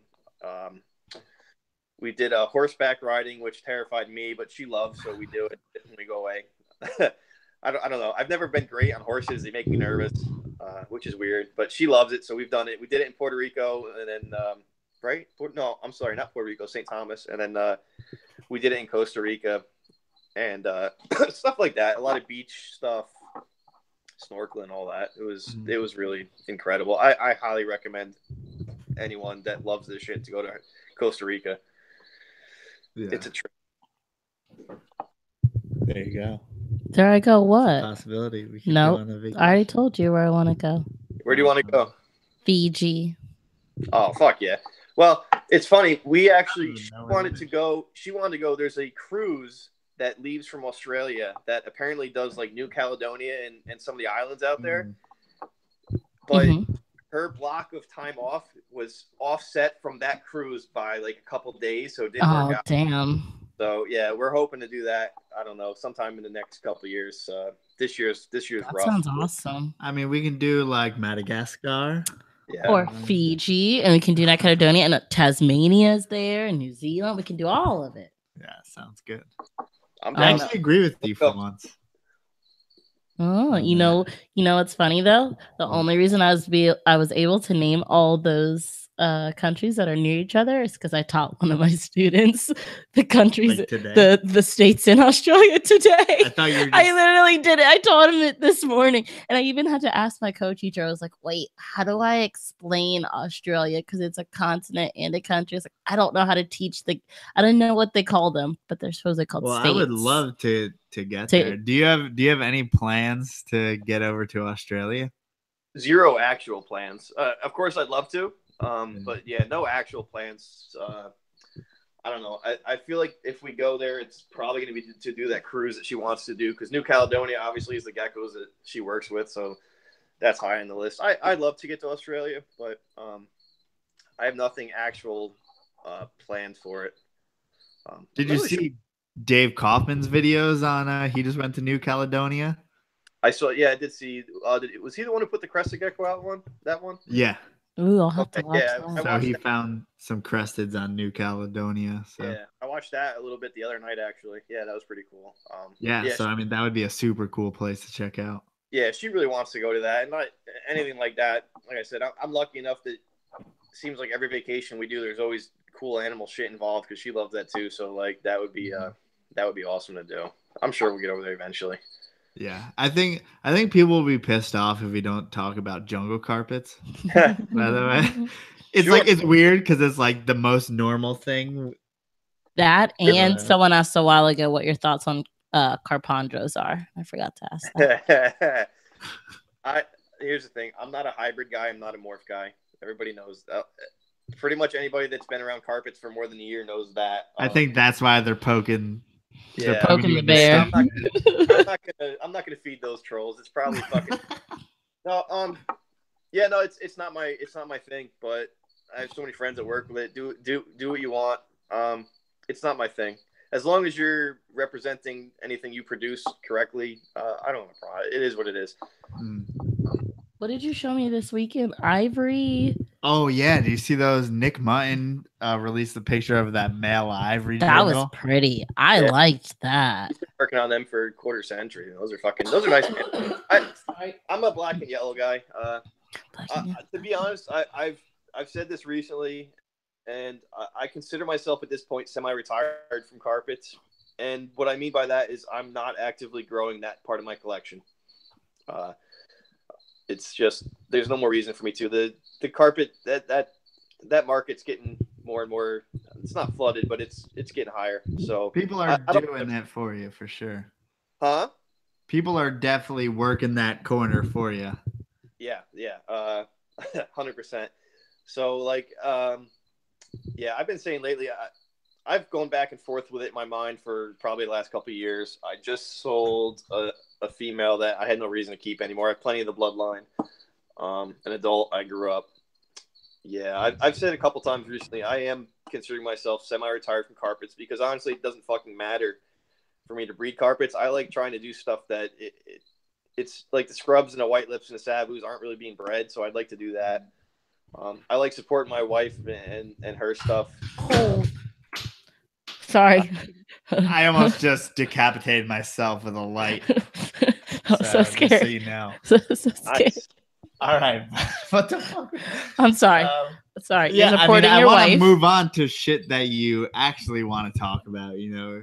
If you're retired, then no, it's weird. Like, I don't mind talking jungles. Like, I love jungles. I really love jungles. And this year, honestly, next year will be the first year in a little while I haven't bred them. I think.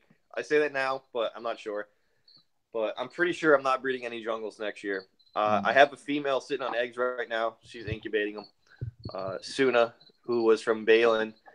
And I wanted her and Spark to have a clutch of eggs for so long now that I'm pretty stoked about it still. But, yeah, no, when I say I'm semi-retired, I'm just not actively engaging, trying to increase my collection at all. I'm just keeping what I have, working with the other shit more so. I'm still gonna be around making black and yellow. Well, I'm sure you've heard our struggles with our carpet genders and all that. We have all males as far as jungles go, so I don't know why I keep these things. Can't say all now. We only have. Yeah, now 2. We only have 2, but so before we had 3. But maybe when we're up in the New York, Philadelphia area, could work something out. Well, you guys will definitely have to come over and have some beers and see what's going on. It's not like I won't be there. My parents live in Fishkill. We're gonna be there all the time. Yeah, no, it's perfect. You guys have to come visit and have some beers, and we'll make a night of it. Don't worry, you guys. Yeah, for sure. We'll pull some white lips out, some Lukens. Yeah. Yeah, no, absolutely. That'll happen. And yeah, like I said, I don't mind talking about jungles. I actually posted a while ago on my Instagram story and asked what people know me more for at this point, and Scrubs won the Lukens. So I was like, I guess. Well, that's what you're focusing on right now. Which is Jungles is kind of where I made my name. So like before carpets, before social media, I just did my own thing, just kept whatever. I've kept carpets for 17 years, maybe somewhere around there. And that's the one thing. And for those 17 years, they've always been in the collection. Always. That's the one species or one group of snakes that's always been in the collection from the first IJ I got, which was always funny because I'm a jungle guy. And the first one I ever got, like 3 I ever got were IJs. And the reason that's funny is you view they're different, clearly. Well, in the carpet world, back a few years ago, there was a light side versus dark side, which was jungles versus IJs, because jungles are like yellow and black, and it was a little fun game we had. And at the time, I was light side, so all the dark siders, the IJ guys, would talk shit, and I'd be like, just so you know, I kept IJs, stuff like that. But yeah, the carpets have been the one thing that's been steady in my collection for 17 fucking years. So yeah, it's honestly where I made my name, because when I started going on social media, I didn't say a lot when I first came into like the MP forums and stuff, because yeah, I knew how to keep them, but I didn't know shit compared to what a lot of those guys knew. So I spent a lot of time listening before. And honestly, I think more of those guys got respect for me from talking about the other stuff that I knew about white lips, and some of the other stuff that I kept before that, whether it be venomous stuff, whether it be just random shit. Yeah. But then they started talking to me about carpets, and I knew how to keep them and stuff. So yeah, jungles became the thing everyone kind of knew me for, because I had some really nice animals, but I didn't make those nice animals. I got those nice animals from other people, and I've just been lucky enough that those nice animals have produced some nice stuff. And I like the black and yellow. Yeah, I think carpets have been a gateway drug to liasis, to what was at the time Morelia. We don't believe in gateway drugs. What are you talking like about? That, and olives. And we don't believe in those things. It was for me though. It was because I had them. I had white lips, and I was seeing some. My husky's barking at the cats. Kai, leave the cats alone. And then in the MP forums, I said, hey, like, I kind of want to get a liasis species. They're pretty cool. And a couple of the guys over there and girls talked to me, and they're like, they talked me into getting Sabus. So I got the Sabus. And yeah, I mean, I didn't need the carpets to be a gateway drug, because I like working with different stuff. I think if I had one thing, I would be terribly bored. I've always liked having just different things. So I just got a black roughneck monitor, which is a species I wanted to keep for a while. Finally, that's balls deep. No, that's not balls deep. Like, well, unless you want a crop monitor. What? Just a fist? She bad. No, it's just even a scrub is something you keep in a 6-foot cage, but when you get into monitors, it's like a whole different game. So I dabbled in monitors many years ago. I had a Sav and black throat at one point. And that's why I had a black roughneck years ago, and it was really cool. And I sold it at some point. So fast forward, we buy a house a year and a half ago, and a local buddy of mine pretty much gives me a green tree monitor.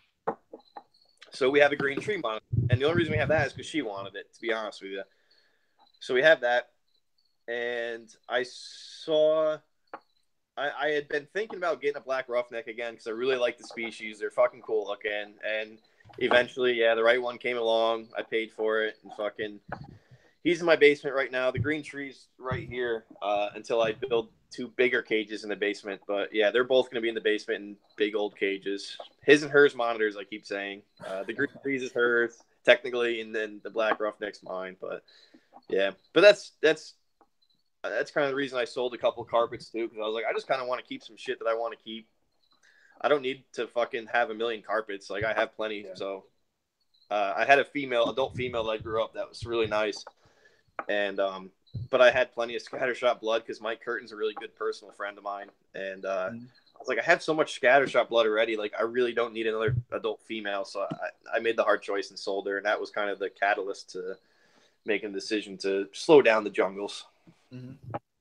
Okay, I promise I'm not getting you off topic, but Evan's going to kill me if I don't say that, Scott, you need to come down for Southern Carpet Fest. So, funny thing is, my wife might have to go, or she might be going to Texas. She wants to visit Texas, like, in the worst way. Ew, why? Yeah. That's terrible. I shouldn't say that. We live here. Let me stop.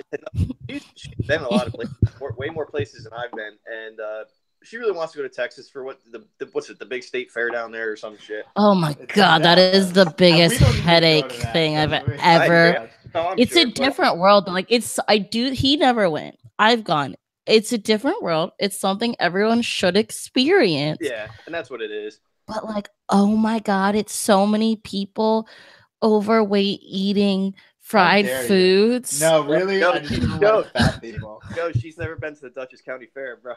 I don't know what that is. Tell me you know what that is, Joe. It's like he knows what it is. It's a county fair. Is it just like every other county fair? Washed up country singer every year sing at it, and it's as trashy as anything else could be. Yeah. Any county fair could be. But we'll see. Yeah. The state fair is not trashy. It's a step above because it has Dutchess County different food option. Like it's a step. It's definitely a step above. And then they have like a little animal. Like they have animal because it's Texas. You know they have like not rodeo, but like animal shit. Like it's a step above. Dutchess County has it's just so everything. You have like a show cattle. It's a bullshit. Fuck yeah, I love it. But sorry. Anyway, yes.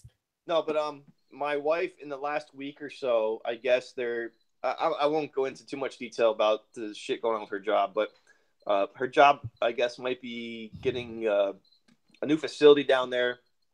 And so she said, oh yeah, like I might get to go to Texas for work. So I said, oh, if you go, maybe I'll try to come down at least for a couple of days or something, depending. But that was one of the things, like I don't see it happening. It's probably not going to happen, but there's a slight chance maybe it could happen for Southern Carpet Fest, which would be fucking sweet. I don't think it's going to. When's the date again? May 4th and 5th, so less than a month now. Yeah, I highly doubt it would be by then, but there's a small chance that it could be. But I did bring it up to her last night. But I mean, even if you get the chance just to come down here, you can go on the Herp tour of a lifetime, just going to the people that are around the DFW Dallas area. It's like absolutely ridiculous. Yeah, no, you can tell Evan's listening.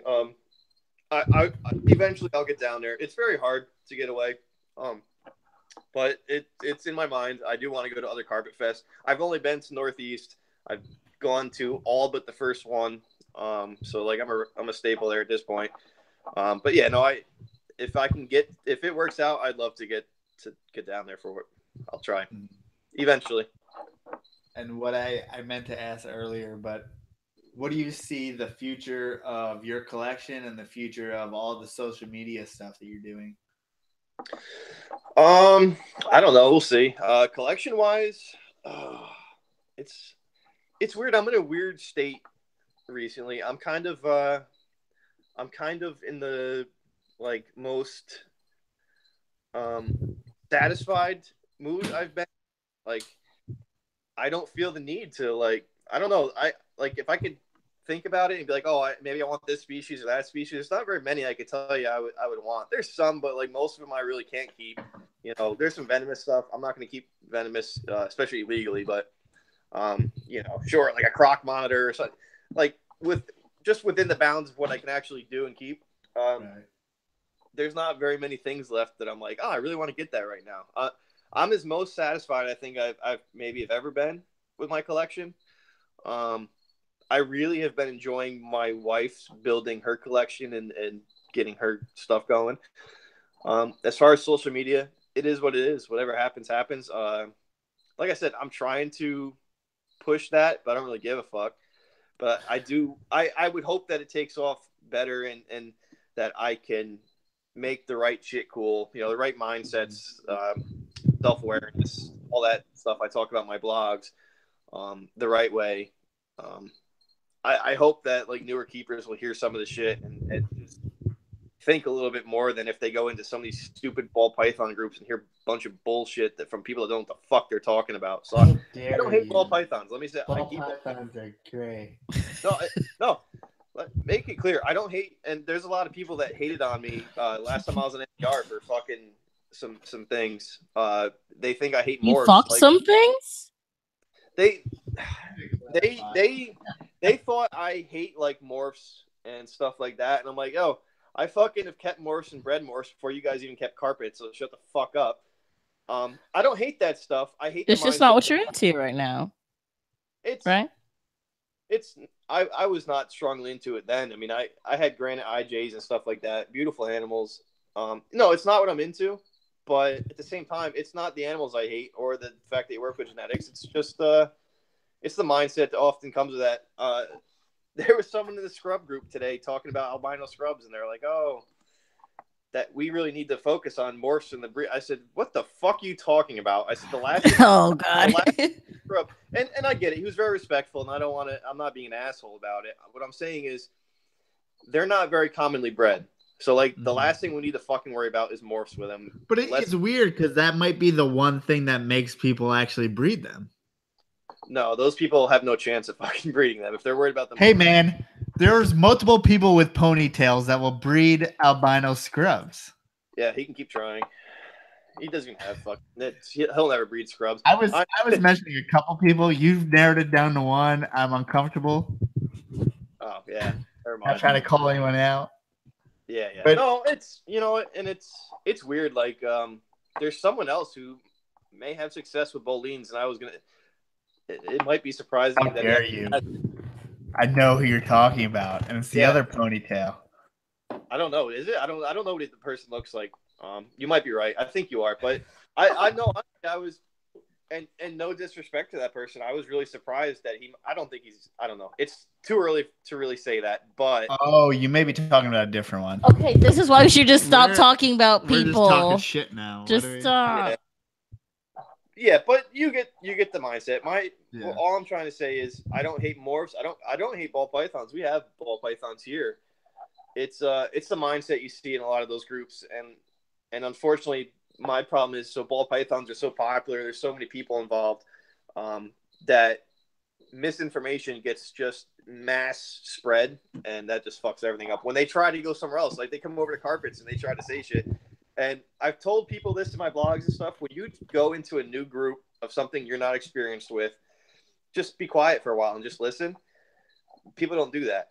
So, like, they come into carpets and they try to talk like they know what they're talking about from other things. And it's like, you need to shut the fuck up and just listen. Don't talk because you don't know what you're talking about. Or when I say something or someone who actually knows, who's worked with these for years, tells you, don't worry about humidity. Don't start telling me, oh no, they need to be 50% humidity. No, they don't. Shut the fuck up. But that's the thing that comes from ball pythons in the morph market is, a lot of misinformation because of the amount of people over there and some of the mindsets. That's why I'm against it. Not against people having morphs or ball pythons. I have both. It's sometimes something about the human condition makes you want to answer someone's question and make believe like you know what you're talking about. Oh, 100%. It is human nature. Like, you're absolutely correct. Dead on. Yeah, I get it.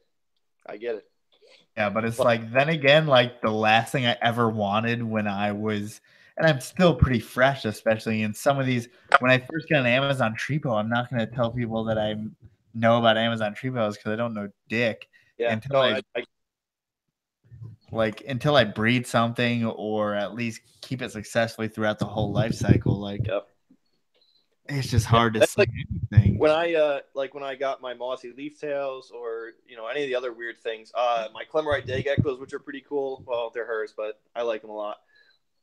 What's yours is hers. What's hers is yours. Sure. That's what the ring proves. But like anytime I've started looking into that stuff, I go into the groups and all that with the guys that have that, and I ask questions. I don't answer a single fucking question because I don't know. The Clemorite are pretty easy to keep. I've actually now a lot of people are asking me questions, and because we've successfully had them breed. But geckos are weird. Honestly, geckos, once you have them set up correctly, they just breed like crazy. Mm-hmm. It doesn't matter. It seems like a lot of the species doesn't matter. A lot, like I said, most of the ones we have are set up pretty well, and they're breeding and laying and all that. But it's a weird thing. Another thing for something I think people should really think about is that it's really good to have a diverse group of friends, because if you are interested in something else, like the Clemorite day geckos, for instance, I go to people and be like, hey, who do I need to talk to get these animals or to learn about them? And I've been really lucky. Like, I have so many friends that not from carpets, not from scrubs, that work with just shit I maybe don't work with or haven't for years, that I can ask them questions. Like monitors, I bother a young lady by the name of Brittany K a million fucking times with questions. We used to live, I didn't live too far from her, so I know her. Yeah.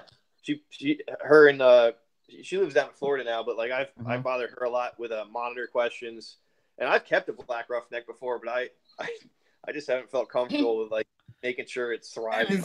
It's cool because there's multiple groups, especially between monitor people. Brittany is I actually sold her what the fuck was it? A black-chested Honduran spiny tail iguana. Yeah. But she is like a monitor snob. There's like monitor like minimalist, and then she's kind of more on the monitor snob side, which is like, I find that fun, like deep. It goes really deep, especially with monitors. Dude, you are so dead on. I've dabbled with monitors, and I've spent a lot of time, because I do have a slight interest in monitors, but obviously they're another level, so I don't keep a lot. But I've spent a lot of time lurking in their forums and their groups before I got the last two we got. And man, that's a community that will fucking kick your ass if you fucking do the wrong thing. Yes. Those guys are legit. They're hardcore. Like you think if you come into carpets and think some of us guys have been doing this a while, like we're assholes for stupid shit, like go into some of those groups, they'll fucking, oh my God. But at the same time, you can learn a lot. Like, I like doing that. I like going into other groups of stuff I don't keep to learn different things, different techniques or different mindsets that might be applicable to what I keep. Yeah, they're like, you don't have 3 feet of bioactive substrate for your monitor to dig in. They'll drag your dick through the mud for that shit. Yeah, like, it's another world. But at the same time, like a lot of those people aren't necessarily to that level where they're actually doing what they preach. I mean, some are. There's a lot are. But yeah, like you can get away with doing a little less than they say. But a lot of this stuff, I fully agree with. My monitor cages are going to be pretty big in the basement. Just because space. I don't know if you feel the way that I feel, but it seems like everyone's moving, even no matter how simple the animal is or how simple, you can keep them in captivity. It seems like everyone, at least through feedback from like YouTube and shit, it's like everyone's moving towards bioactive, nice enclosures, all that stuff. Like people are really starting to frown upon the minimalistic keeping. It's weird, but then there's another side that like they make fun of the people because it's a fad, they feel. And I keep all some of everything but the cresteds and the gargoyles are kept bioactive here. And just because it's easier. What are you laughing about? I can't wait to hear what people think. Evan, I think just ask Melissa if she's on her period. No, I didn't know. I think he was asking Paris. I made a face at that, but I think he was sorry. Like, but I was really. It's again. This is another reason why I wish everyone wasn't looking at us the whole time, because I'm half the time reading the chat, and I know I make faces. The chat is shitting on us. No, I make faces when I'm meeting. No, the chat is. What are they even talking? I don't even know what they're talking about. What Scott was gonna say. You're the one who got him off topic. I got overwhelmed. Motherfucker, that was you. No, it's fine. Yeah, no, we we keep some of the geckos bioactive. It's because it's easier. The day geckos we can't handle or anything. You can't take them out to clean. Like I've actually really enjoyed it making some of those bioactive. None of the snakes are kept bioactive, but the monitor cages in the basement will be bioactive just because it's easier. Yeah, so it just seems like even I don't know. It's tough putting yourself out there when everyone is always critiquing every single. But they're gonna be ready to shit on you for anything. So yeah, that's true. I'm sure. I wouldn't be surprised if there was negative comments that showed up on your. What is this? A YouTube video? Does this become a YouTube video or no? Yes. I wouldn't be surprised because that was the last place that people tried to troll me was on YouTube, and I wasn't even on there, and they tried to talk shit. I wouldn't be surprised. I don't give a fuck. Like, message me and talk to me about it. That's cool. But like, if you want to talk shit, you know what? And I'll be honest with you. Back then when that happened, and that happened from some stuff. That happened from a circle discussion I had on NPR with Brandon Wheeler and Riley. And I had no idea until those guys messaged me and said, yo, there's some guys talking shit on YouTube. And it was like hurtful shit. And it bothered me at first. I'll be honest with you. But I realized that no matter who you are or what happens, like people are always going to talk shit to you on social media. So like, yeah, I accept it. Like whatever your issue is that you had to talk so bad, like next time maybe message me if you got an issue. Like there's a reason people that meet me and stuff actually don't hate me because fucking I get it. Like online, maybe certain things go out a certain way, especially when I'm a straight shooter. Like I say it how it is. I get it, but don't fucking talk so much shit. I'm not that negative. I just fucking have opinions and all that. Yeah, I mean, I would be lying if I said like stuff doesn't affect me sometimes. Like there's little comments where it's like it will catch me at the right time, saying the right there thing. was one this week. I know exactly and I was like, you're talking about. Oh, like you are clearly off base with what's going on here. Like fuck, man, and I can't explain to you. Ask my wife. Anytime we get into bed and she sees me on my phone and my fingers are going, she knows. She knows what. But I don't. You know what? Honestly, I'm not doing that as much anymore. I'm trying to get away from getting into stupid discussions like that, stupid arguments. I'm trying to be better about presenting why I'm saying what I'm saying and stuff like that. Instead of telling you you're a fucking idiot, here's what is actually going on. I'm just trying to get better with that. So hopefully the people that shit on me on the last time I was on a podcast with YouTube, which by the way, they did it from troll fucking accounts and didn't have the balls when I called them out on Facebook to say anything. No shocker there. There's more to that too. Actually, I think I know some of the people involved. We had issues, but I don't know. There's a lot of negativity on social media with it too. I'm just trying to ignore that now if it pops up. It's been a lot better. I find Instagram's way better than Facebook. Facebook, there's so much negativity, and then you have all the politics involved. I'm kind of doing a lot less Facebook just because of that. Mm-hmm. I like Instagram better. I'm trying to figure out some of the other social media stuff, but that'll all come. Yeah, it's hard because we're both from the same area and we're assholes. And so you're saying everyone from that area is an asshole? 90% probably to the rest of the country are assholes. I mean, most of your friends are. Yeah. Everyone kind of like we shit on each other. We have fun. We curse. People don't like that. He's not wrong. How old are you, Joe? I am 26. Oh, so you're way all right. I'm 32, so I didn't know if we had people in common. There's probably my brother and my sisters are about 31, 32. They went to John Jay. I don't know where you went to high school. Catch him. Oh, rivalry, dude! But that's where his brother teaches now. That's like the ghetto school. His brother and his brother's wife teach at Ketchum right now. Yeah, that's funny. No, Did your brother go to John Jay? My brother went to Lord's. He teaches at John Jay, and his wife works at Ketchum, and my mom works at WAP Junior. I'm so off. And now all the people listening to the podcast don't know what the. But wait, where's your brother coach football now? Beacon. Oh, all over. Oh yeah, shit. That's awesome. I'm sure we have people in common, but that's a conversation for when you guys come to visit. Yeah, exactly. Yeah, I bet. But it's like I feel like I try so hard not to be abrasive, and it comes abrasive a lot. Like there was times I didn't give a fuck, and I still don't. But at the same time, I understand. I actually, the first time I ever listened to myself on a podcast was the other day, and I listened to that show, and I was like, oh, I think this is where that YouTube bullshit came from. And I get it because I don't know. I understand it the way I say certain things, but I think it also gets lost in context or translation. Sometimes they take what they want from it. They're not listening to the bigger picture.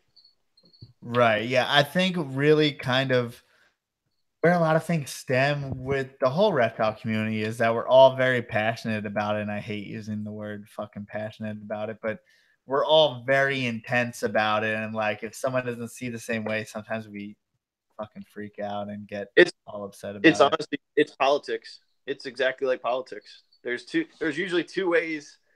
There's usually two viewpoints, and that's like they fucking hate each other, and it's stupid at the end of the day. Yeah, it's hard to know where you sit, and then also it's like if you sit in the middle, sometimes it feels like you're lonely there in the middle, right? So it's like you want to be in one of the groups, or you want to be a Morelia guy, or this guy, or a non-morph guy, or a morph guy, or a liasis guy, and a rare snake guy, and you can't have ball pythons if you're a rare snake guy. So it's kind of a fucking. You want to be known. That's humans. You know, you want to be known for something. You know, you want, especially in this hobby, like you want to make your mark. You want to be known, and whatever. But then it's like the most famous person, like no, not a normal person, doesn't even give a fuck. So it's like, honestly, the best Tom Crutchfield on social media, the best guys, some of the best animals and the best guys or girls, they aren't even on social media that much. Right. And most of these people probably listening don't even know their fucking names. I probably don't even know their fucking names. It's just like that. Which is so funny. Like Brandon messaged us on Instagram. That person, is it who he bought his Maclots from? Yeah. We're like, and she had all of her things on iHerb. I don't know if you remember that old school shit where. I do. I have one. I just don't use it. But she had like 30 species of like blackheads, easterns, westerns, white lips. Well, I mean, like so much crazy shit. But like, she's nowhere on Facebook. She's not like she's like never even heard of her. We've never heard of her. Yeah, she has all this amazing, beautiful stuff. Like, there's a lot of that. Yep. Like that. Some of that's crazy. The top. There's probably like the top 5 to 10% of like crazy animals, and top 5% of people that deserve credit for whatever they do. They're not even on social media. We don't even know their names. Some people know their names locally, I'm sure. There's great people that are doing great shit that the majority that should know don't know their names. Yeah, I think that's definitely something that I don't know if that's going out of the hobby or becoming even more prevalent as far as I don't know if you can survive in the hobby, especially people doing it full time without having the social media presence. Probably not, but yeah, probably. I mean, depends. Yeah, if you're saying it's your only job, like this is your living, right. I think if it's your living, I think you have to be realistic and have self-awareness of the fact that this is where attention is, and you have to sell things, which is why I don't ever want to. I actually just did I just got interviewed for a documentary locally from college students about some kid that's starting a gecko business, and that was one of the things I said. I think you have to be realistic if you're going to be what you're trying to make your living on, of how to do that. But like, if you're not making your living on it, you can absolutely you don't have to be on anything. You can just keep shit. It doesn't fucking matter, which is kind of what I like. I get it. Like the social media is cool and all that. And I like breeding and selling, but at the same time, I like having stuff just as pets. I think everyone should have a fucking pet.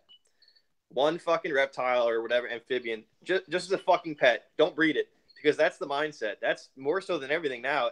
Everybody wants to breed everything with a cloaca. Mm-hmm. My friend Dan says, 2 things with a cloaca, let's fucking breed it. And I came to this, I don't know, I was just in some brainstorming the other day for some stuff. I said, I feel like everyone should just have a pet reptile, whatever it is, something that you don't breed, just to keep that. Remember that you like fucking reptiles for what they are. Dead on. Just so you remember what it's fucking like, just to have something for fun. And we have a few of those things here.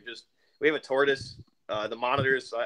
I wouldn't mind trying black roughnecks eventually, because no one breeds them, and it's a good reason to do it.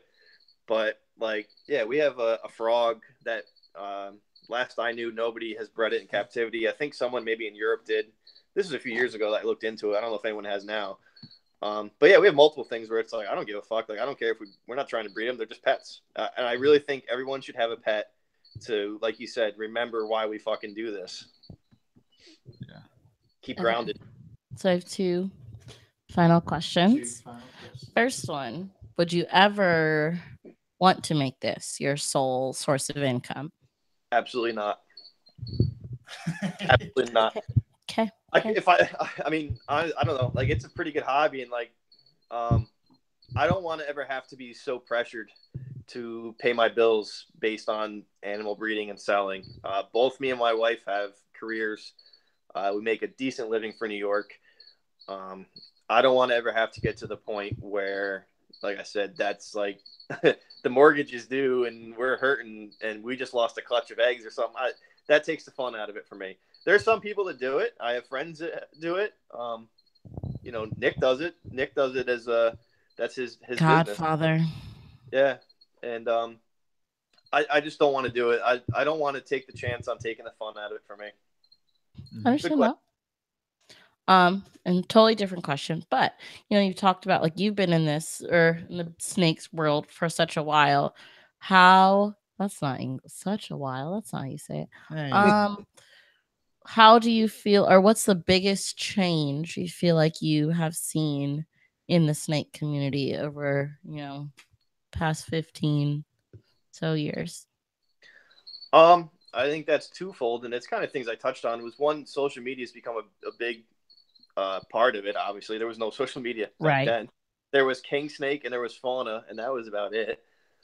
And then I think the second thing was, depending on what you worked with, has, and this isn't a negative or anything, it's just the driving force behind it, which is morphs now.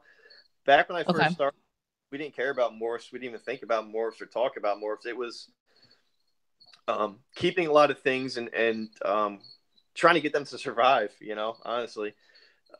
Just figuring out how to keep them alive and thriving. And like I said, I didn't try to breed back then, so that wasn't a mindset of mine at all. It was just figuring out the differences of the different husbandry for different species and stuff.